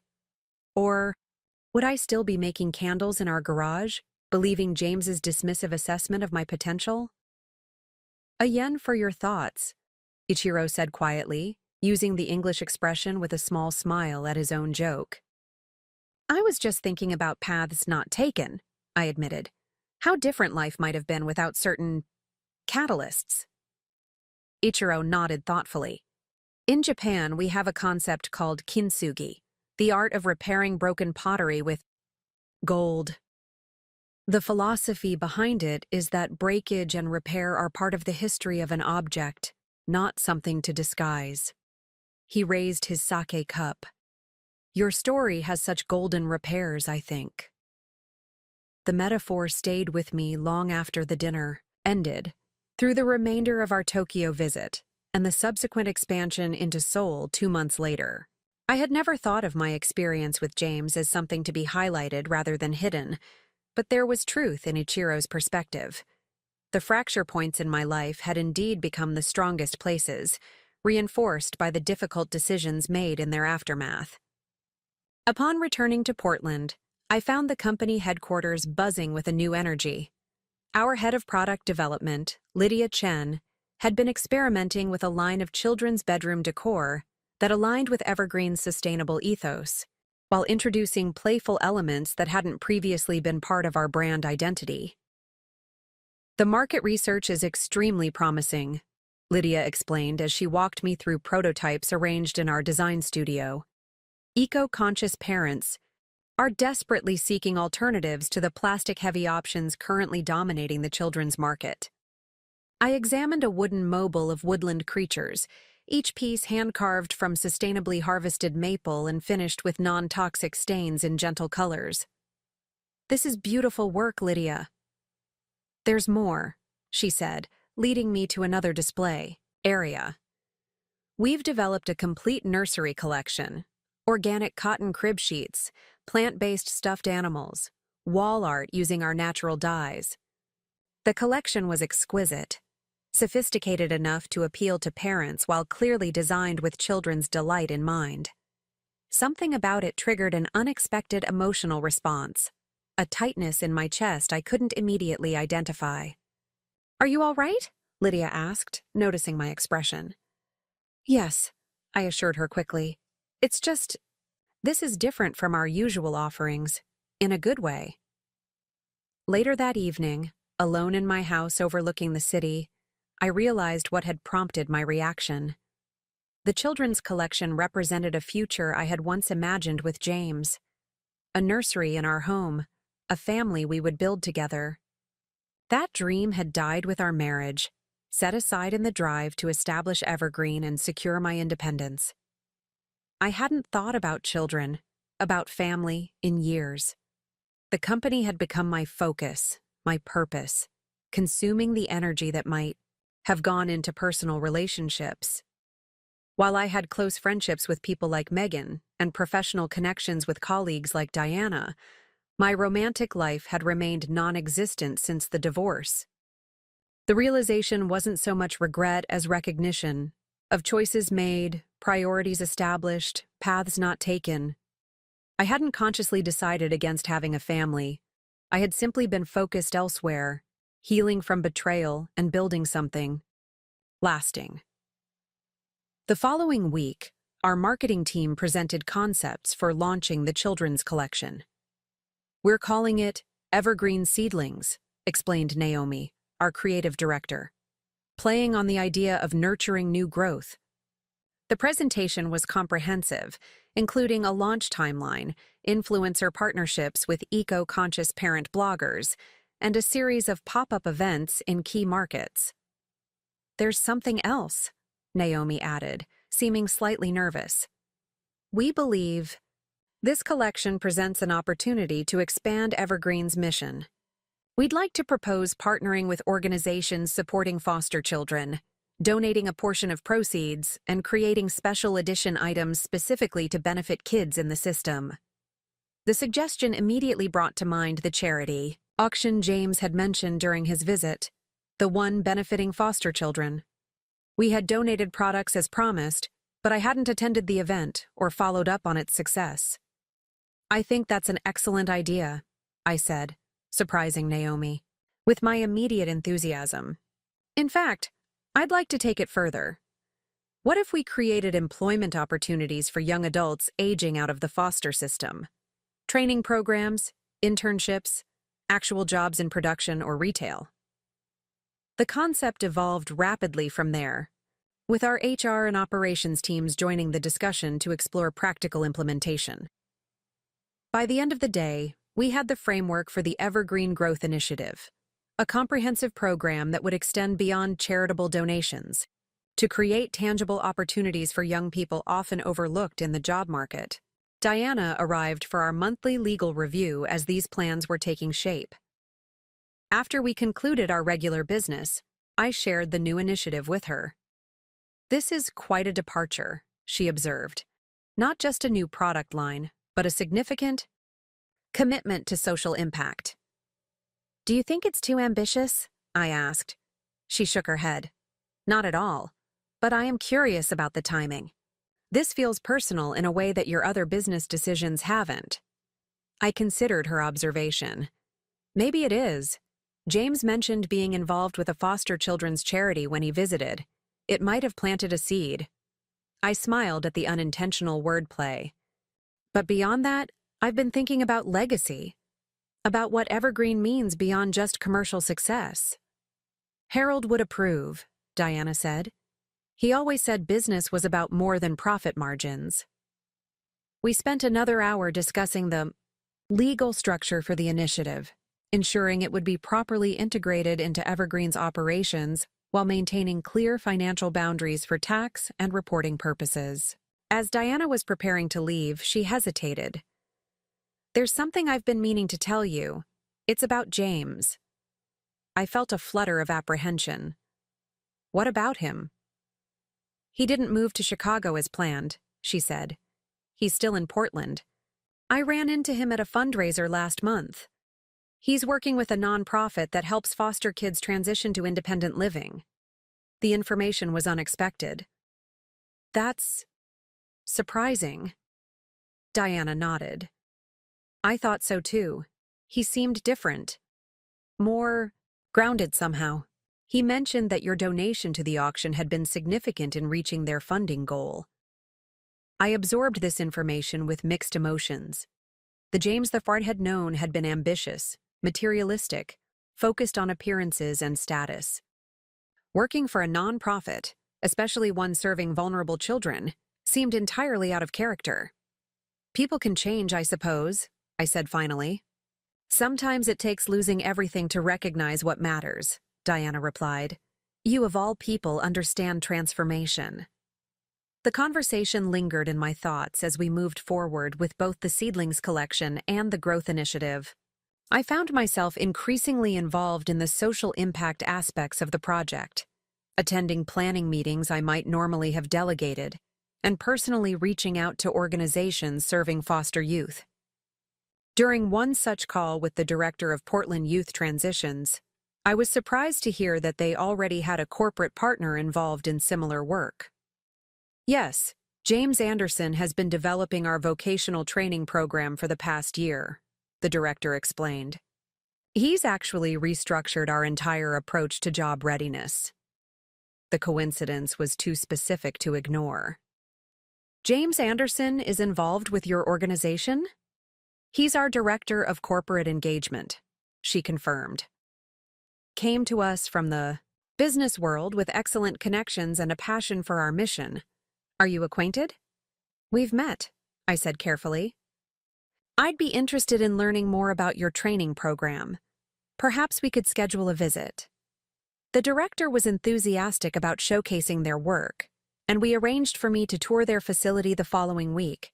I debated whether to give James advance notice of my visit, but ultimately decided against it. Our paths might not even cross if he was primarily working off-site with corporate partners. The Portland Youth Transition Center occupied a renovated warehouse in an industrial area undergoing revitalization. The space was bright and welcoming, with areas dedicated to different aspects of their program: classrooms, computer labs, a commercial kitchen for culinary training, and workshop spaces for hands-on vocational skills.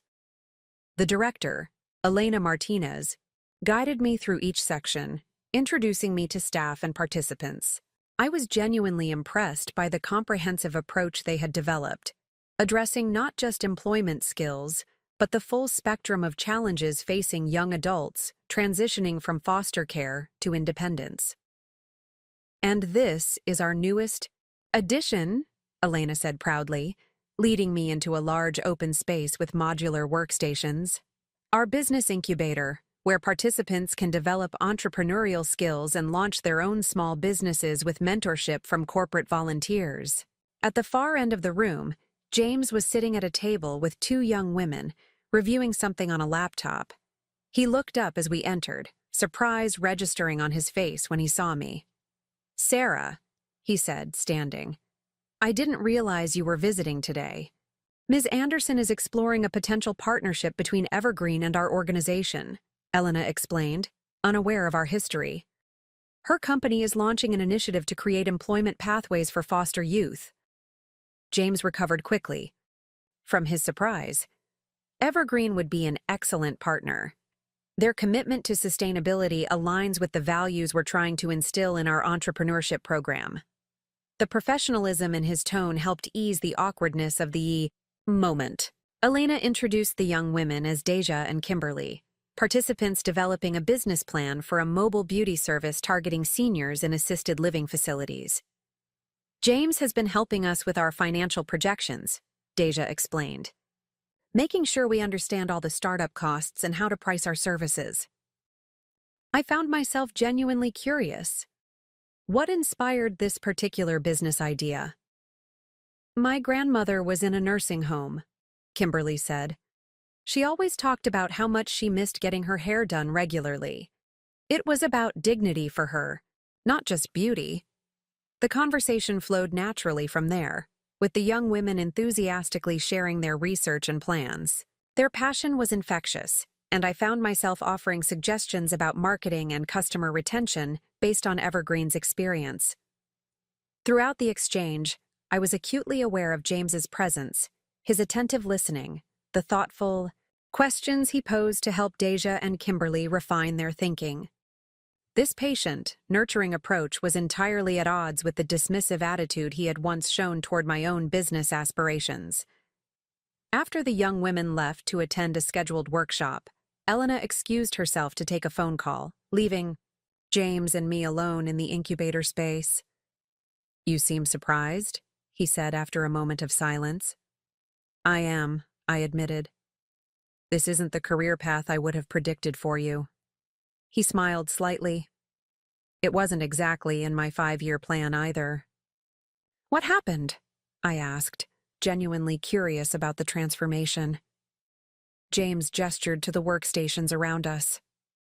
"After Woodland failed, after Tiffany left, I had to take a hard look at what I really wanted. Status, money, the appearance of success. None of it brought me any actual satisfaction. He paused. Watching you build something meaningful, something that reflected your values, made me realize how hollow my own ambitions had been. So you decided to work with foster youth? Not immediately, he admitted. I was still trying to figure out my next business venture when a friend invited me to that charity auction, the one where Evergreen donated products. I ended up talking with some of the kids in the program, hearing their stories. His expression sobered. Many of them had experienced betrayal far worse than what I did to you. Yet they were still trying, still believing they could build something worthwhile from the ashes of their past. The sincerity in his voice was unmistakable. Whatever had led James to this work, his commitment to it now seemed genuine. I started volunteering, he continued. Just a few hours a week, helping with resume writing and interview skills. It felt useful in a way nothing in my previous career ever had. He smiled ruefully. When they offered me a staff position, I took a 90% pay cut from my last corporate job. Best decision I ever made. I found myself unsure how to respond.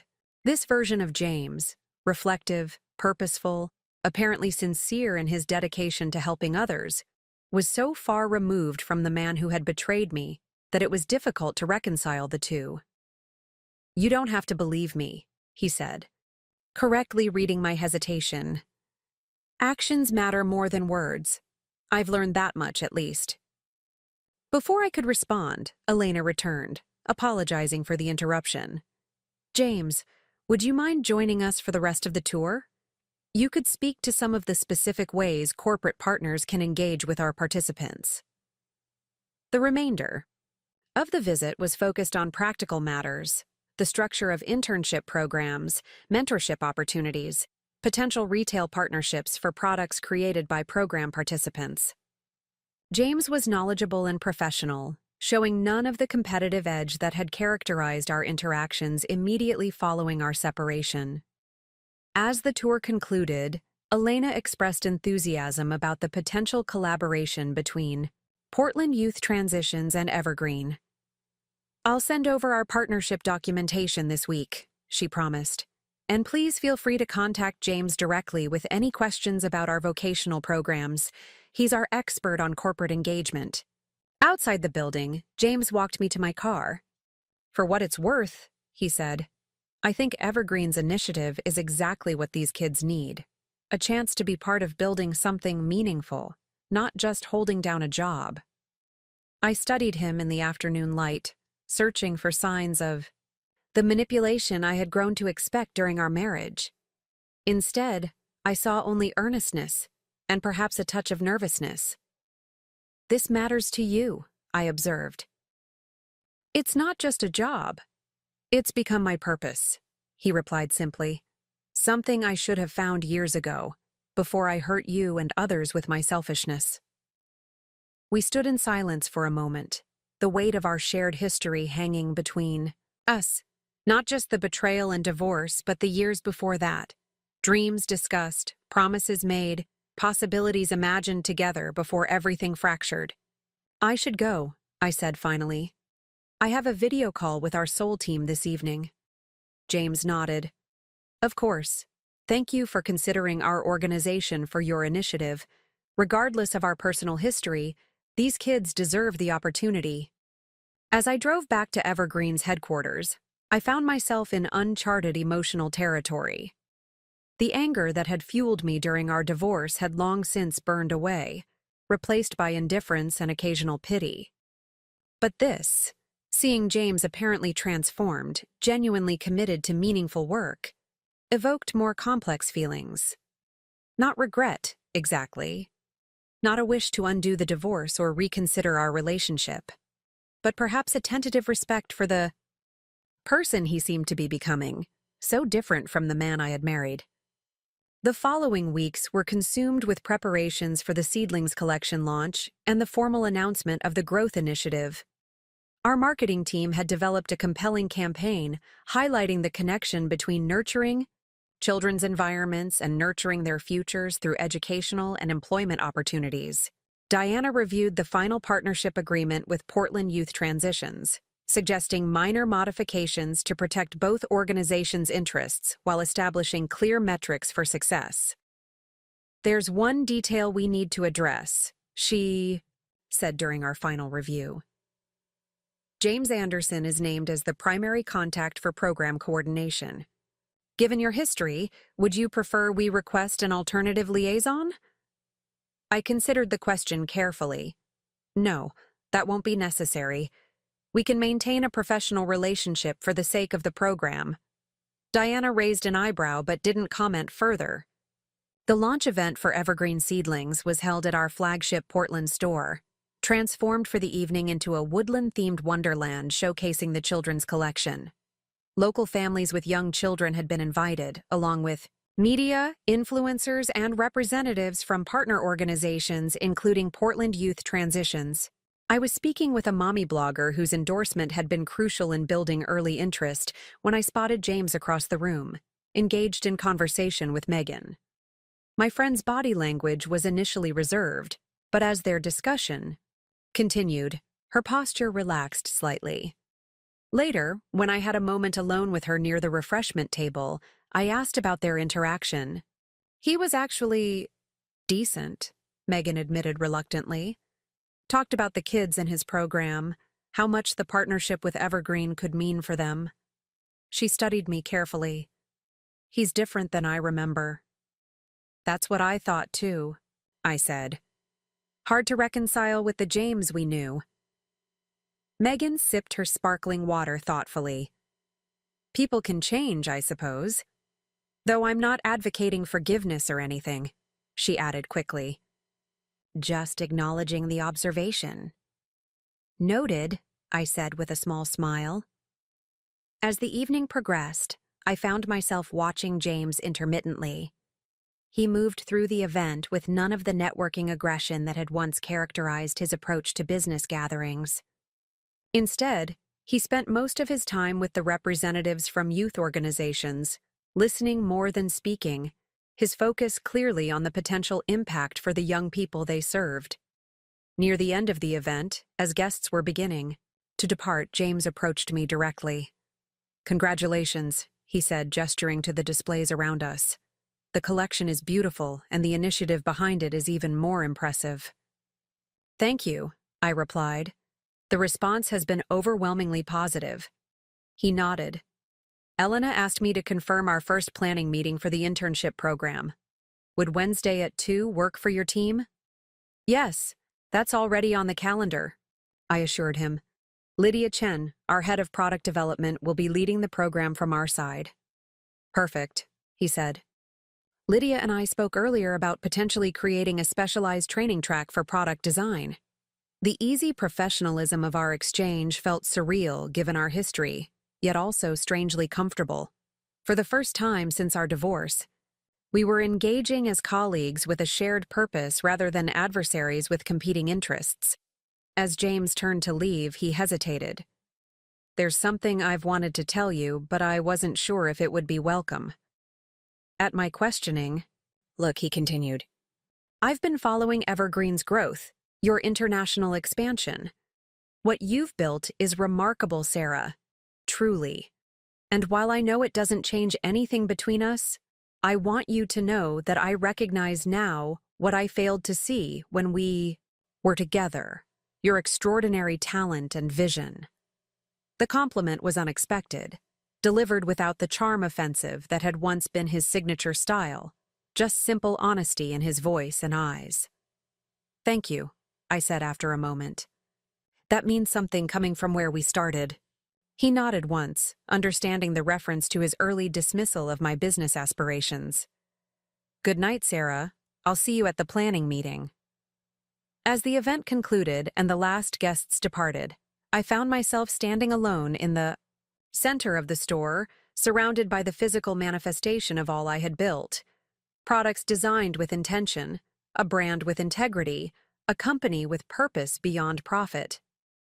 The path that had led here had been neither straight nor easy.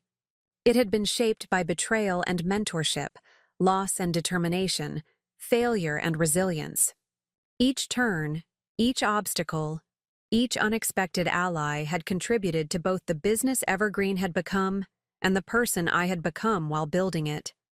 Outside, the Portland night was clear and cool, stars visible despite the city lights. I thought of Harold, imagining how he would have enjoyed this evening, the successful launch, the purposeful initiative, the elegant resolution of the conflict that had once threatened to define me. "You were right," I whispered to his memory as I gazed up at the constellation he had once pointed out to me during a late strategy session at his cabin. It was always about more than revenge or even success. It was about becoming the person who could build something lasting. The next morning brought news that our Tokyo store had exceeded first-quarter projections by 30%. Seoul was performing equally well, and Ichiro had begun exploring possibilities for expansion into Singapore ahead of our original timeline. Domestically, early sales figures for the Seedlings collection were strong, with the organic crib linens selling out online within hours of the launch. Our social media mentions had increased significantly, with particular enthusiasm for the growth initiative and its potential impact for foster youth. As I reviewed these reports in my office, my assistant announced that the first applications had arrived for our internship program. Among them was a proposal from Deja and Kimberly, the young women I had met at Portland Youth Transitions, who were interested in adapting their senior beauty service concept to include evergreen products. Their application was thoughtful and detailed, showing clear influence from both James's business guidance and their own lived experience. They had identified a genuine market need and developed a service model that addressed it with dignity and care. I made a note to have our product development team explore the possibility of creating a specialized line for senior care facilities, perhaps an extension of the Seedlings concept focused on the other end of the life cycle.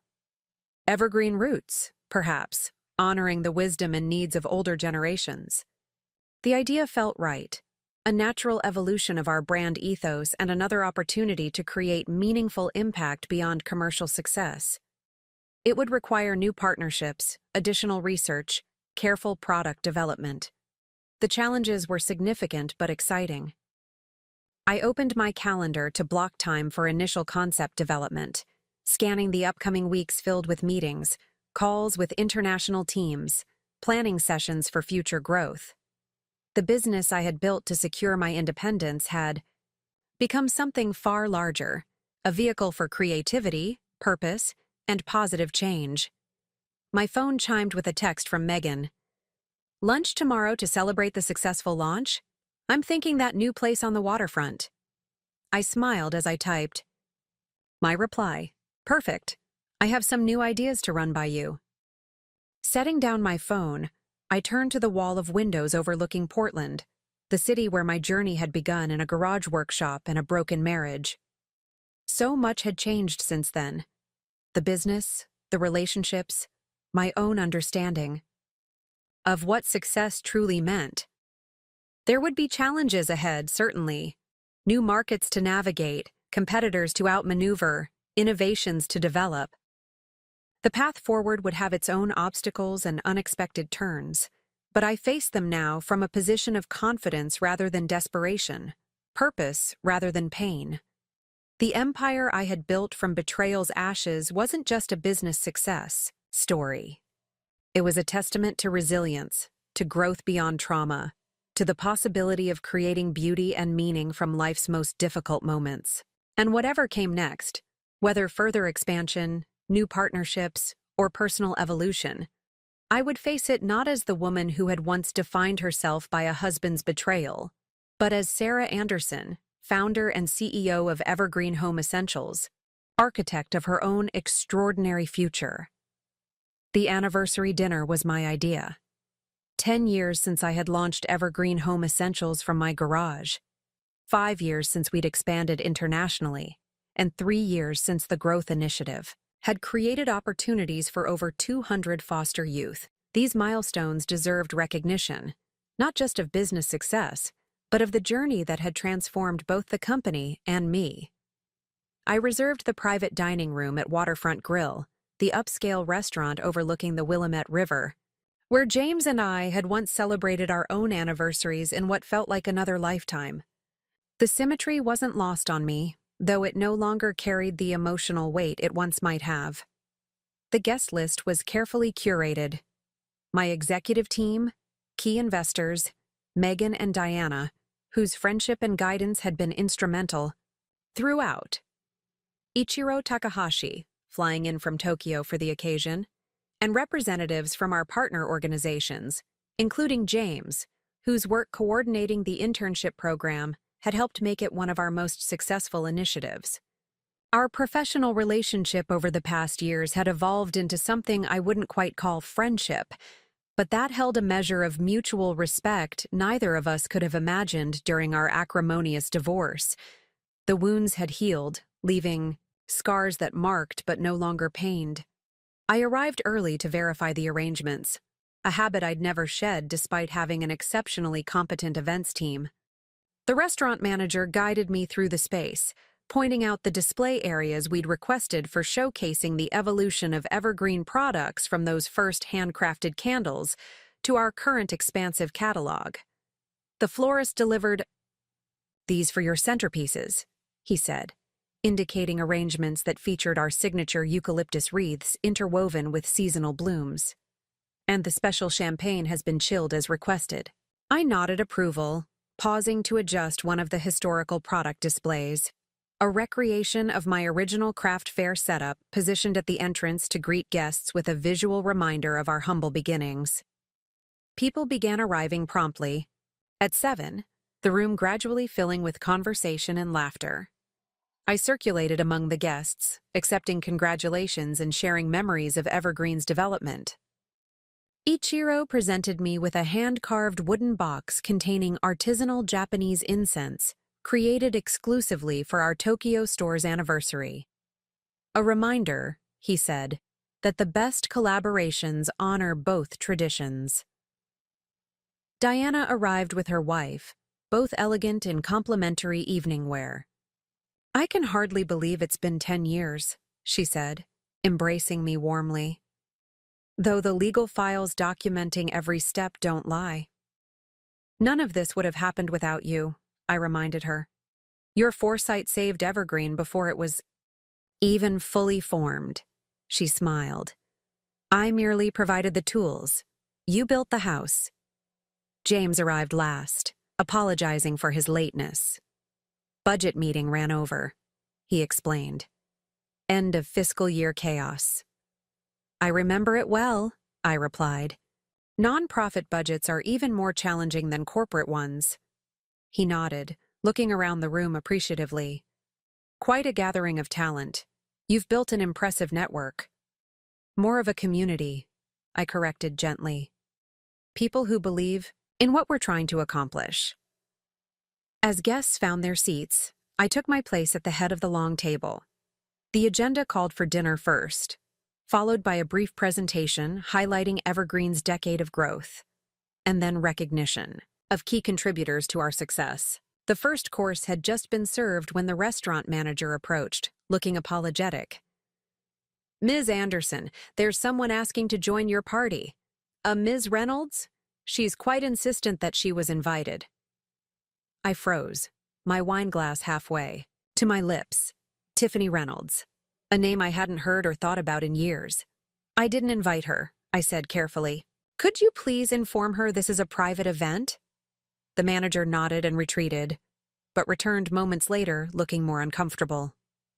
"I'm very sorry, but she's causing a scene in the main dining room. She's claiming this is a business dinner she has a right to attend." Across the table, James had gone pale. "I'll handle this," he said, rising from his seat. "No," I countered, setting down my napkin. "I'll go." The quiet confidence in my voice silenced whatever protest he might have made. This was my event, my company's celebration. I would not allow it to be disrupted by ghosts from the past. I followed the manager through the restaurant to find Tiffany standing near the host station, dressed in an outfit too formal for a typical dinner, but not quite elegant enough for our event. She had aged in the years since I'd last seen her, not poorly, but with a hardness around her eyes that hadn't been there before. "Tiffany," I said, keeping my tone neutral. "This is a surprise." She turned, a tight smile fixed on her face. "Sarah, so good to see you." Her voice dripped with artificial sweetness. "I heard about Evergreen's anniversary celebration. I thought I should be here, given my history with the company." "You have no history with Evergreen," I corrected evenly. "This is a private event. For those who contributed to our success." Her smile faltered. "Oh, but I did contribute, didn't I? If James hadn't been so distracted by our relationship, he might have stifled your little candle business before it got off the ground."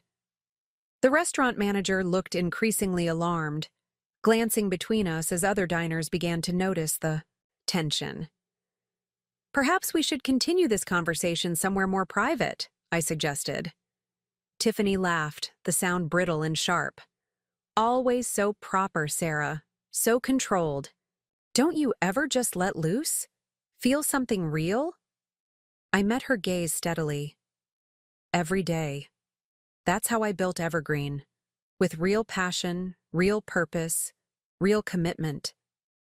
Something flickered in her eyes. Anger, perhaps, or envy.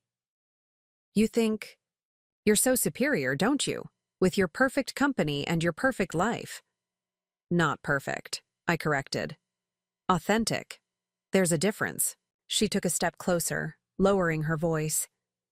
"Did you know James and I reconnected recently? Had dinner last month for old time's sake? He still has that charm, doesn't he? That way of making you feel like the only woman in the room." I felt a flicker of surprise, quickly suppressed. Whether true or not, Tiffany's revelation was meant to provoke a reaction, to insert herself back into a narrative she had long since exited.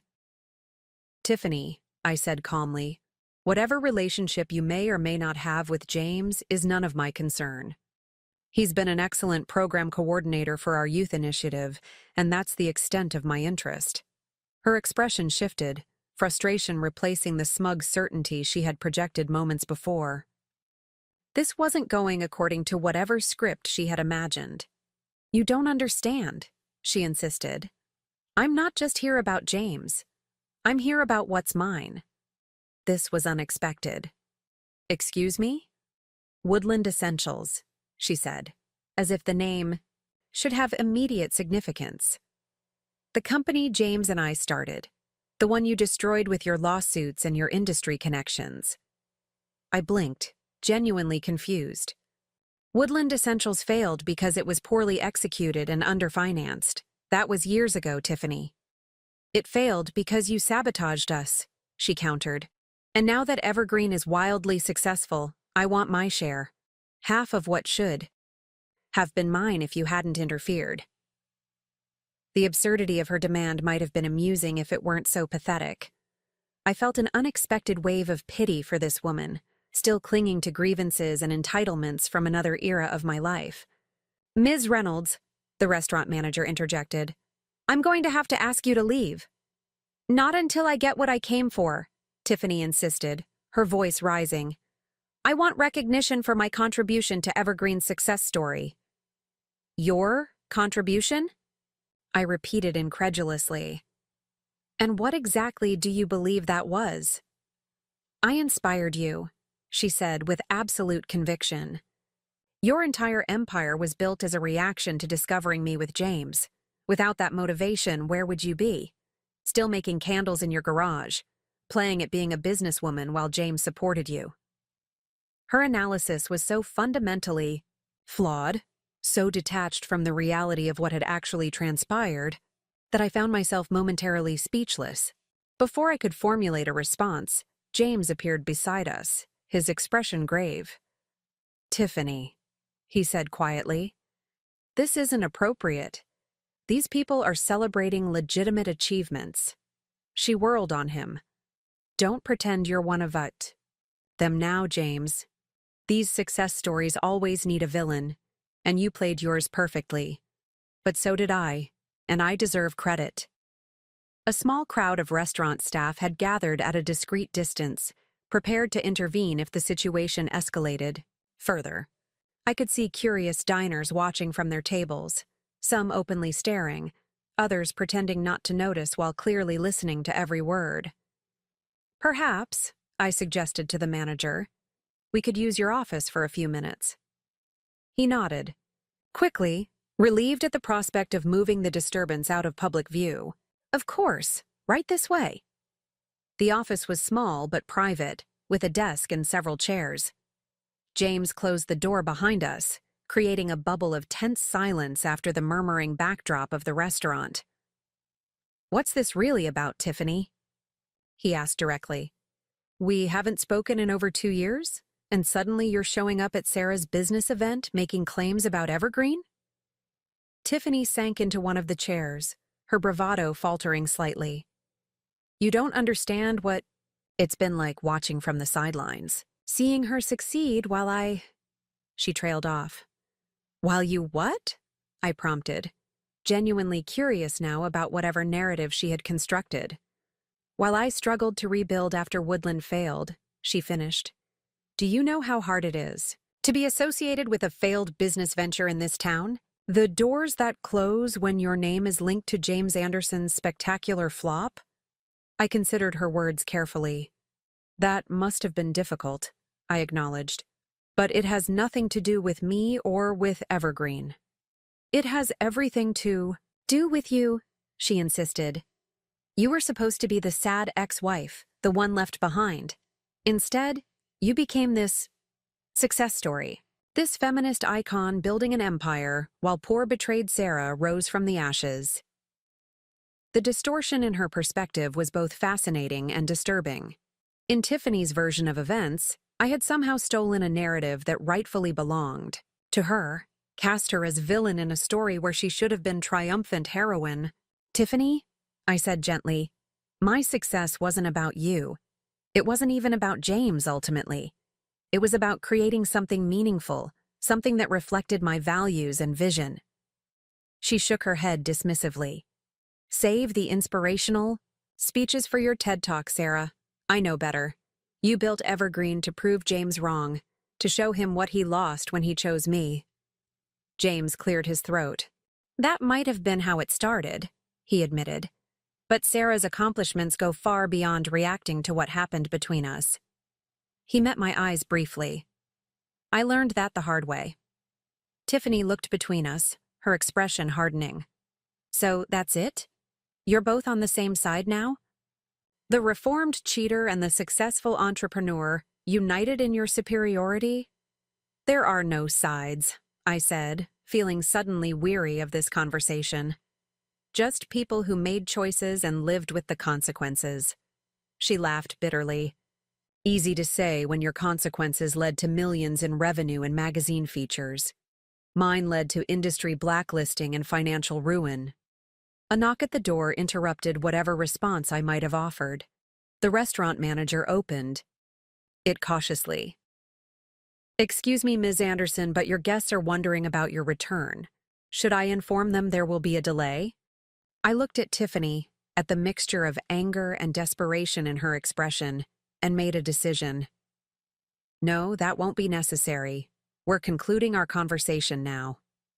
Tiffany stood abruptly. "So that's it? You're dismissing me? Again?" "I'm returning to my guests," I corrected. "This event is about celebrating Evergreen's journey and the people who contributed positively to that path. You're not among them, Tiffany." "I want compensation," she stated flatly. "For my role in your origin story, for the opportunities I lost when Woodland failed." James stepped forward. "Tiffany, you need to stop this. You have no legal claim to anything related to Evergreen." "It's not about legality," she snapped. "It's about fairness, about acknowledging that without me there would be no Evergreen empire." I studied her for a long moment, recognizing the particular desperation of someone whose narrative about their own life has crumbled under the weight of reality. She needed to believe she was central to my success story, because the alternative, that she had been merely an unpleasant footnote, was too difficult to accept. "Tiffany," I said finally, "I do acknowledge that discovering your affair with James was a catalyst for change in my life. But catalysts aren't creators. They simply accelerate reactions already primed to occur." Her expression remained obstinate. "I want half. Half of what you built on the foundation of that catalyst." The absurdity of her demand might have angered me once. Now it merely reinforced how profoundly our paths had diverged. "What I built," I said quietly, "was built on talent, hard work, vision, and the support of countless people who believed in Evergreen's potential. None of that had anything to do with you." James placed a hand on Tiffany's shoulder. "It's time to go. I'll call you a car." She shrugged off his touch. "Don't bother. I'm perfectly capable of seeing myself out." She gathered her purse, pausing at the door to deliver what she clearly imagined would be a parting shot. "This isn't over, Sarah. People should know the real story behind Evergreen's success." After she left, James and I stood in awkward silence. Finally, he spoke. "I'm sorry about that. I had no idea she would show up here." "Did you really have dinner with her last month?" I asked, curious rather than concerned. He looked surprised by the question. "No, I haven't seen Tiffany in years, not since Woodland folded." I nodded, unsurprised by the confirmation that she had fabricated the connection. "We should get back to the dinner." As we walked toward the private dining room, James hesitated. "For what it's worth, she was wrong about one thing in particular. You would have built something remarkable regardless of what happened between us. Maybe not Evergreen exactly as it exists now, but something equally meaningful." The observation caught me off guard. Not because it was untrue, but because it reflected a level of insight I wouldn't have expected from the James I had married. "Thank you for saying that," I said simply. The anniversary dinner continued. Without further disruption, though I noticed curious glances from guests who had obviously registered my extended absence. Megan raised an eyebrow questioningly when I returned to my seat, but I shook my head slightly, promising with a look to explain later. The presentation highlighting Evergreen's decade of growth proceeded as planned, showcasing the evolution from local artisan crafts to international lifestyle brand. Photos of our first warehouse, our flagship store opening, the Tokyo launch, and the Seedlings collection debut illustrated the company's remarkable trajectory. When it came time to recognize key contributors, I found myself making a small, but significant change to my prepared remarks. Success stories often focus on singular vision and individual determination, I began. And while those elements certainly played a role in Evergreen's development, the truth is more complex and, I think, more interesting.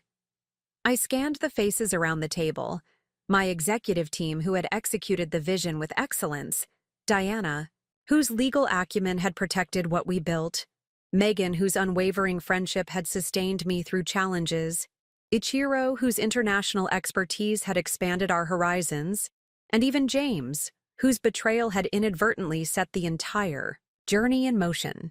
Evergreen exists today because of catalysts and collaborators, challenges and champions. Some contributed knowingly, with purpose and dedication. I smiled at Harold's empty chair, which I had insisted on including at the table. Others played roles they never intended or recognized. James met my gaze, understanding the subtle reference.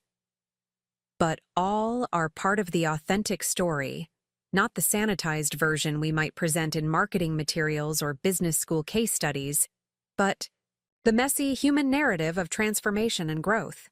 The speech continued with specific acknowledgments of individual contributions, culminating in a toast to Evergreen's future, the new initiatives under development, the expanding market presence, the growing impact of our social programs. After the formal program concluded and dessert was served, guests mingled around the room, examining the product displays and sharing memories of Evergreen's evolution. I found myself standing beside the recreation of my original craft fair booth, remembering the woman I had been then, passionate about creating beautiful objects but with no concept of the business I would eventually build. "Penny for your thoughts," Megan said, joining me. "Just reflecting on distance traveled," I replied. "From there to here." She nodded. "So are you going to tell me what the dramatic exit was about earlier?" The staff was buzzing about some woman, causing a scene. I smiled ruefully. Tiffany Reynolds made a surprise appearance. Apparently, she believes she deserves credit and compensation for inspiring Evergreen's creation. Megan's eyes widened. "You're kidding. After all these years? What did she expect? A place at the head table?" "More like a place on the balance sheet," I said. "She wanted half of what she believes I built because of her affair with James." "The audacity," Megan muttered.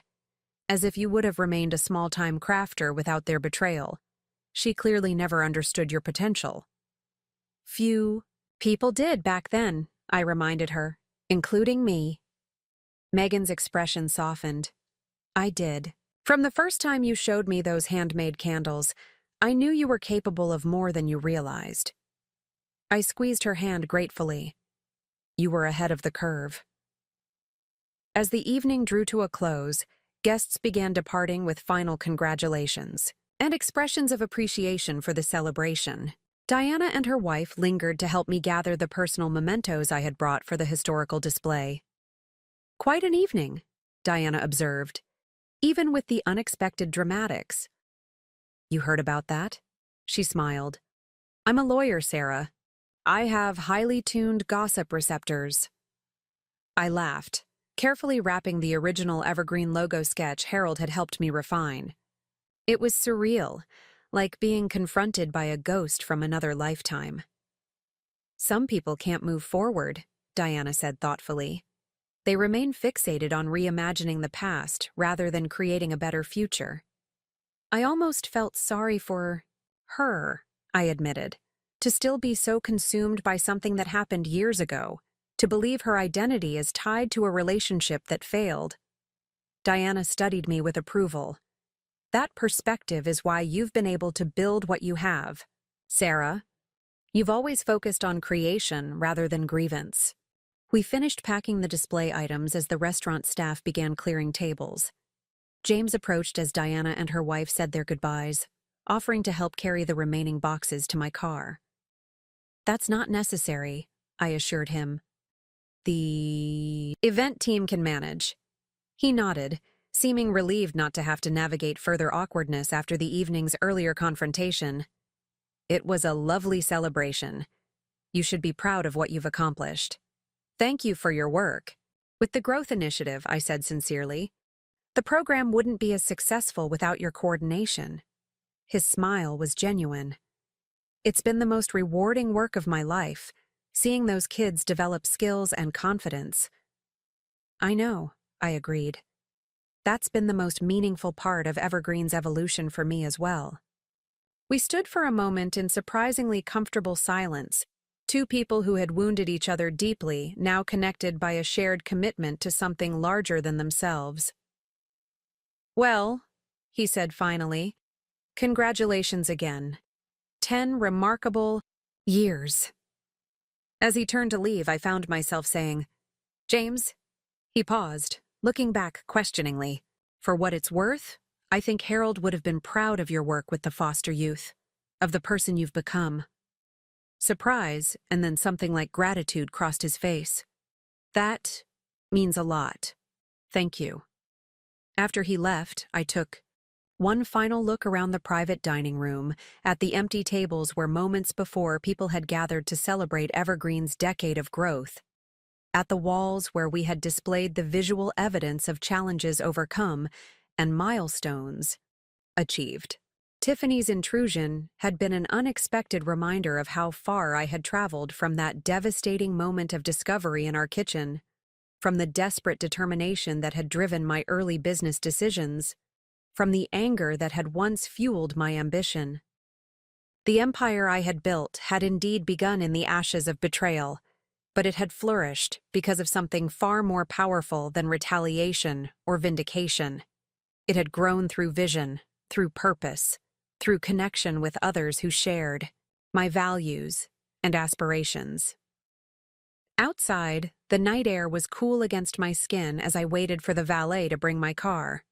The Portland skyline sparkled across the river, lights reflecting on the dark water like stars fallen to earth. Somewhere in that glittering landscape was Evergreen's headquarters, where tomorrow I would continue the work of leading the company into its second decade, not as the wounded wife seeking independence, but as the confident CEO charting a course toward greater impact and innovation. Tiffany's demand for half of what I had built reflected a fundamental misunderstanding of what Evergreen truly was. Not simply a business or even a brand, but a manifestation of my highest values and deepest purpose. Not a reaction to betrayal, but a creation born from the discovery of my own capacity to envision and build something meaningful. The valet arrived with my car, opening the door with a respectful nod. As I drove through the quiet streets toward home, I felt a profound sense of completion, not of Evergreen's journey, which continued to unfold in exciting new directions, but of the personal transformation that had begun that Thanksgiving day when I discovered James's betrayal. The cycle that had begun with devastation and continued through determination, growth, and success had reached a point of true resolution. Not because I had proven anything to those who had underestimated me, but because I had long since moved beyond needing to prove anything at all. The business empire I had built while my husband cheated had become something neither of us could have imagined at the beginning. A force for positive change, a community of like-minded creators, a legacy that would outlast any personal drama or individual achievement. And that, I reflected as I turned into the driveway of the home I had designed and built for myself, was the most profound victory of all. Not over James or Tiffany or anyone who had doubted my potential, but over the limitations I had once accepted for myself before discovering the full measure of my own capabilities. Tomorrow would bring new challenges, new opportunities, new chapters in Evergreen's continuing story. I would face them not as someone defined by past wounds, but as a woman who had discovered her power to transform difficulty into possibility, betrayal into beauty, endings into remarkable new beginnings. Morning sunlight filtered through the floor-to-ceiling windows of my office, illuminating the architectural models arranged on the conference table. The Evergreen Urban Living Initiative, our most ambitious project to date, was taking physical form in these meticulously crafted miniatures.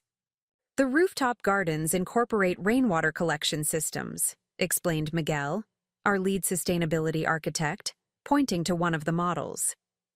Each residential unit will have access to growing space, and we've designed the central courtyard as a community harvest area.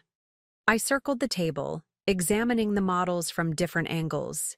3 mixed-use developments in previously neglected neighborhoods, each combining affordable housing, retail spaces featuring evergreen products, workshops for vocational training, and integrated green spaces. What about the commercial kitchens? I asked. Are they still positioned to be shared resources? Lydia nodded, highlighting that section of the model. Yes, residents can reserve time for personal use, but we've also structured them to accommodate the culinary training program. The Urban Living Initiative represented everything Evergreen had evolved to become over the past 15 years. Not just a home goods company, but a holistic force for positive change in the communities we served. The housing developments would provide sustainable living spaces for graduates of our vocational programs, create employment opportunities through the retail spaces, and serve as living laboratories for environmentally conscious urban design. Timeline? I asked, returning to my seat at the head of the table. We break ground on the first site next month, Miguel replied. The other 2 will follow at 3-month intervals. All 3 should be completed within 2 years, assuming no major permitting delays. Diana's already working with city officials to streamline the approval process, I assured him. This initiative aligns perfectly with their affordable housing goals. After reviewing the budget projections and marketing strategy, I dismissed the team with congratulations on their excellent work. As they filed out, Megan remained behind, studying the models with obvious admiration. From candles to community development, she mused. Quite the evolution. I smiled, joining her at the table. Hard to believe sometimes. Not for me, she countered. I always knew you'd do something extraordinary. She glanced at her watch. Speaking of which, we should leave soon if we're going to make it to the ceremony on time. The ceremony. Despite months of preparation, it still didn't feel quite real. Give me 15 minutes to finish a few emails, I requested. Then we can head out. Alone in my office, I found myself drawn not to my computer, but to the window overlooking Portland. The city had changed dramatically since I'd started Evergreen, as had I. The angry, wounded woman determined to prove her worth had given way to someone more contemplative, more focused on legacy than vindication. The Governor's Award for Business Innovation and Social Impact was a recognition not just of Evergreen's commercial success, but of our broader contributions to Oregon's economic and social landscape. The Growth Initiative alone had created transitional employment for over 500 foster youth, with 70% moving on to permanent positions either within Evergreen or with partner organizations. My phone chimed with a text from Ichiro in Tokyo. Congratulations on today's honor. Well deserved. Recognition for vision beyond profit. Virtual toast from across the Pacific. I smiled, typing a quick response before gathering my things for the ceremony. Ichiro had become not just a business partner, but a valued friend and advisor, his perspective helping to shape Evergreen's international presence with cultural sensitivity and authentic connection to each market we entered. Megan was waiting by the elevator, elegant in a forest green dress we'd designed as part of Evergreen's sustainable fashion line, a recent expansion that had surprised even our most optimistic market analysts with its immediate success. Ready? For your moment in the spotlight? She asked as we descended to the lobby. Hardly my moment, I corrected. This is recognition for the entire Evergreen community. She rolled her eyes fondly. Always deflecting credit. Some things never change. The ceremony was being held at the state capitol, an hour's drive that gave me time to review my acceptance speech. I had deliberately kept it brief, focusing on the collaborative nature of Evergreen's achievements rather than my personal journey. As we approached Salem, Megan glanced at me. Have you heard from James? Will he be there today? The question didn't surprise me. As coordinator of the Growth Initiative's educational components, James had been instrumental in developing the apprenticeship programs the governor specifically mentioned in the award citation. He's presenting at a conference in Seattle, I replied. Sent his congratulations yesterday. Our professional relationship had remained cordial over the years, evolving into something resembling mutual respect. We would never be friends in the conventional sense, but we had found a way to work together effectively on initiatives that mattered to both of us. The Capitol building gleamed in the afternoon sun, its distinctive gold pioneer statue visible from blocks away. As we pulled into the reserved parking area, I noticed reporters gathering near the entrance, cameras ready to capture arrivals for the ceremony. Looks like quite the media turnout, Megan observed. I nodded, mentally preparing for the interviews that would inevitably follow the award presentation. Public recognition had become an increasingly common aspect of my role as Evergreen expanded, though I still preferred focusing on the work itself rather than the accolades it generated. Inside, the ceremony space was already filling with state officials, business leaders, and representatives from the social impact organizations being recognized alongside Evergreen. I greeted several familiar faces, including Elena Martinez from Portland Youth Transitions, whose early partnership with our Growth Initiative had helped establish its credibility. This is quite the honor, Elena commented, gesturing toward the stage where the awards would be presented. Though hardly surprising given what Evergreen has accomplished. Your organization deserves equal credit, I replied sincerely. We couldn't have developed the vocational programs without your expertise. As we continued our conversation, I noticed a familiar figure entering the hall. Not James, as Megan had wondered, but Tiffany Reynolds. Her appearance was so unexpected that I momentarily lost track of what Elena was saying. Unlike her disruptive entrance at the anniversary dinner 2 years earlier, Tiffany's presence today seemed subdued, almost hesitant. She was dressed professionally, carrying what appeared to be a portfolio case, and scanning the room with an expression I couldn't quite interpret. "Sarah?" Elena prompted, bringing my attention back to our conversation. "I'm sorry," I apologized. "Someone unexpected just arrived. Would you excuse me for a moment?" I made my way through the growing crowd toward where Tiffany stood near the entrance. She spotted me approaching and straightened, lifting her chin slightly as though preparing for confrontation. "Tiffany," I said when I reached her. "This is a surprise." "I imagine it is," she replied, her tone carefully neutral. "I'm here representing Green Futures magazine. They assigned me to cover the ceremony." I hadn't known she had moved into journalism. "I see. Congratulations on the position." She nodded, a flicker of something like pride crossing her face. "It's recent. Environmental business journalism. I've been freelancing for a couple of years, but this is my first staff writer role." The awkwardness between us was palpable, the weight of our history creating a tension that made even simple conversation feel strained. "Your urban living initiative is part of why you're being recognized today," she continued, professional demeanor asserting itself. "Would you be willing to answer a few questions about it after the ceremony? For the article?" The request was reasonable, expected even from a journalist covering the event. Yet coming from Tiffany, it carried layers of complexity neither of us could fully ignore. "Of course," I agreed. "My communications director can arrange a few minutes." She glanced down at her portfolio case. "Actually, I was hoping to speak with you directly. There's something I wanted to—" She stopped, seeming to reconsider. "It can wait until after the ceremony." Before I could respond, the event coordinator approached, informing me that honorees were being gathered for the procession.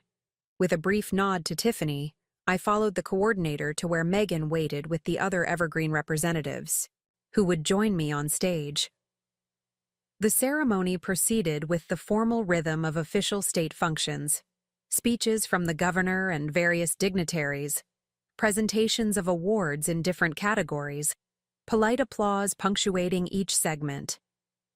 Evergreen's award was the final recognition of the afternoon, described by the governor as emblematic of Oregon's commitment to business innovation that serves the greater good.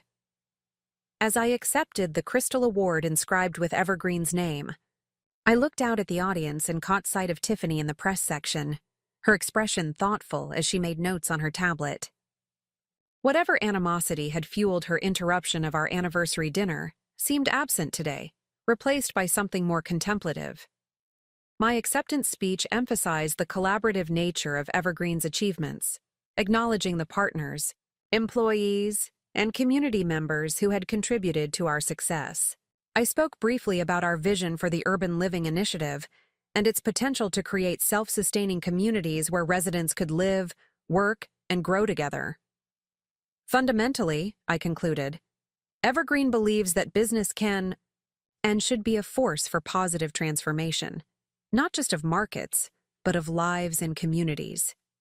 This award honors that belief and recommits us to the work of bringing it more fully into reality. Thank you. The applause was gratifying, but what moved me more deeply was the sight of our team members in the audience, especially those who had come through the growth initiative and now held key positions within the company. Their presence embodied the real impact of what we had built together. After the ceremony, as guests mingled during the reception, Tiffany approached with her press credentials visible. "That was a thoughtful speech," she said, less self-congratulatory than most award acceptances. "Thank you," I replied, unsure where this conversation was heading. She hesitated, then reached into her portfolio case and withdrew a manila envelope. Before I ask my official questions, there's something I wanted to give you. Something I should have given you years ago. Curious, I accepted the envelope. Inside was a handwritten letter and what appeared to be manuscript pages. "I've been working on a book," Tiffany explained, her composure faltering slightly.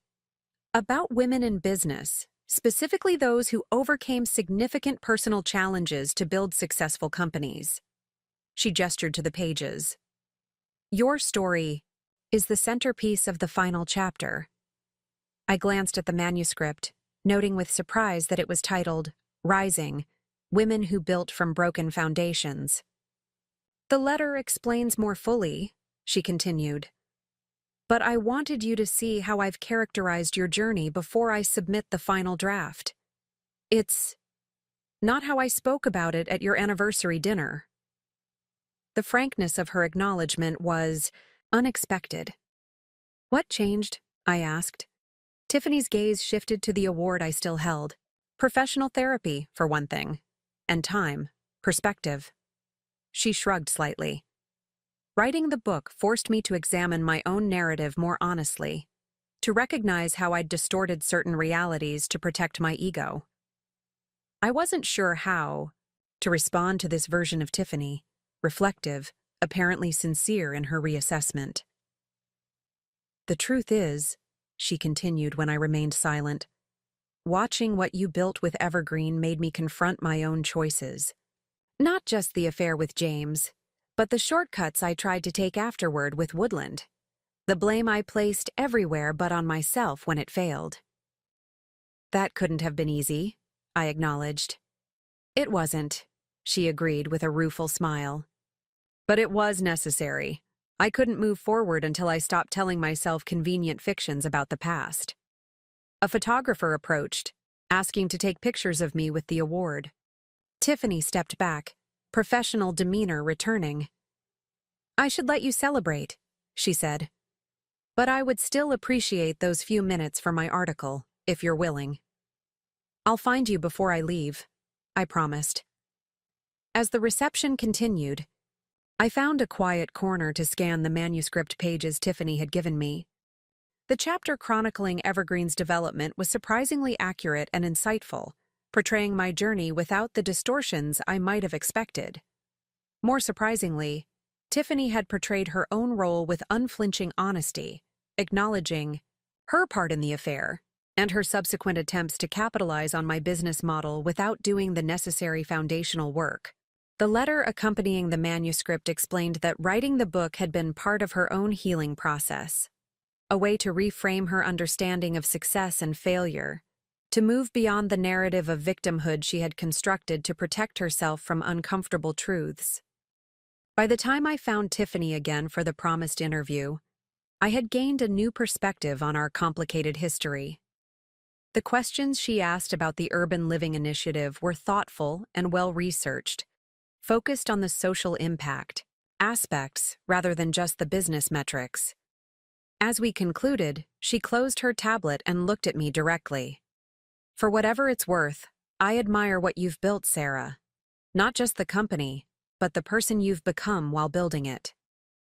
The sentiment was delivered without the performative drama that had characterized our last encounter.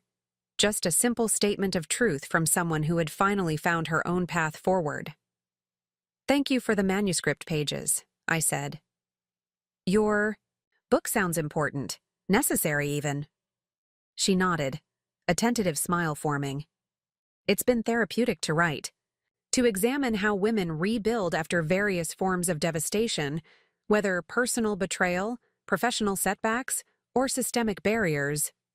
"When will it be published?" "Early next year, if all goes according to schedule." She hesitated. Would you be willing to provide a quote for the cover? After you've read the full manuscript, of course." The request represented a remarkable evolution in our relationship, from adversaries to something approaching mutual professional respect. "Send me the complete draft," I agreed. "I'd be happy to consider it." As Tiffany departed and I rejoined the Evergreen team for photographs with the governor, I found myself reflecting on the unexpected symmetry of the day. An award recognizing how far Evergreen had come, coupled with an interaction that illustrated how far I had come personally in moving beyond the wounds that had once defined me. Later that evening, as we drove back to Portland with the Crystal Award securely boxed on the back seat, Megan asked about my conversation with Tiffany. It was healing, I said after a moment's consideration. For both of us, I think. I never thought I'd see the day, Megan remarked, though I suppose 15 years is long enough for even the most difficult relationships to evolve. 15 years. The span seemed simultaneously enormous and fleeting, a significant portion of a lifetime, but merely the beginning of what Evergreen could become. As we crossed the Willamette River into Portland, the city lights reflected in the water, like stars in a dark mirror. Somewhere in that glittering landscape were the construction sites where our urban living initiative would soon take physical form, transforming not just vacant lots, but entire community ecosystems. The empire I had built from the ashes of betrayal had become something neither James nor I could have imagined at the beginning, a force for regeneration rather than merely a business success story. The wounds that had initially fueled my determination had long since healed, leaving behind not scars, but strength, not bitterness, but vision. Tomorrow would bring new challenges, new opportunities to extend Evergreen's impact. I would face them, not as someone defined by past injuries, but as a woman who had discovered her capacity to transform difficulty into possibility, endings into extraordinary new beginnings. The journey had come full circle, from devastation to creation to a recognition that transcended personal vindication. The true value of what we had built lay not in proving anything to those who had underestimated me, but in creating something that made the world better than I had found it. And that, I reflected as Portland's skyline welcomed us home, was the most meaningful victory of all. Up next, you've got 2 more standout stories right on your screen. If this one hit the mark, you won't want to pass these up. Just click and check them out.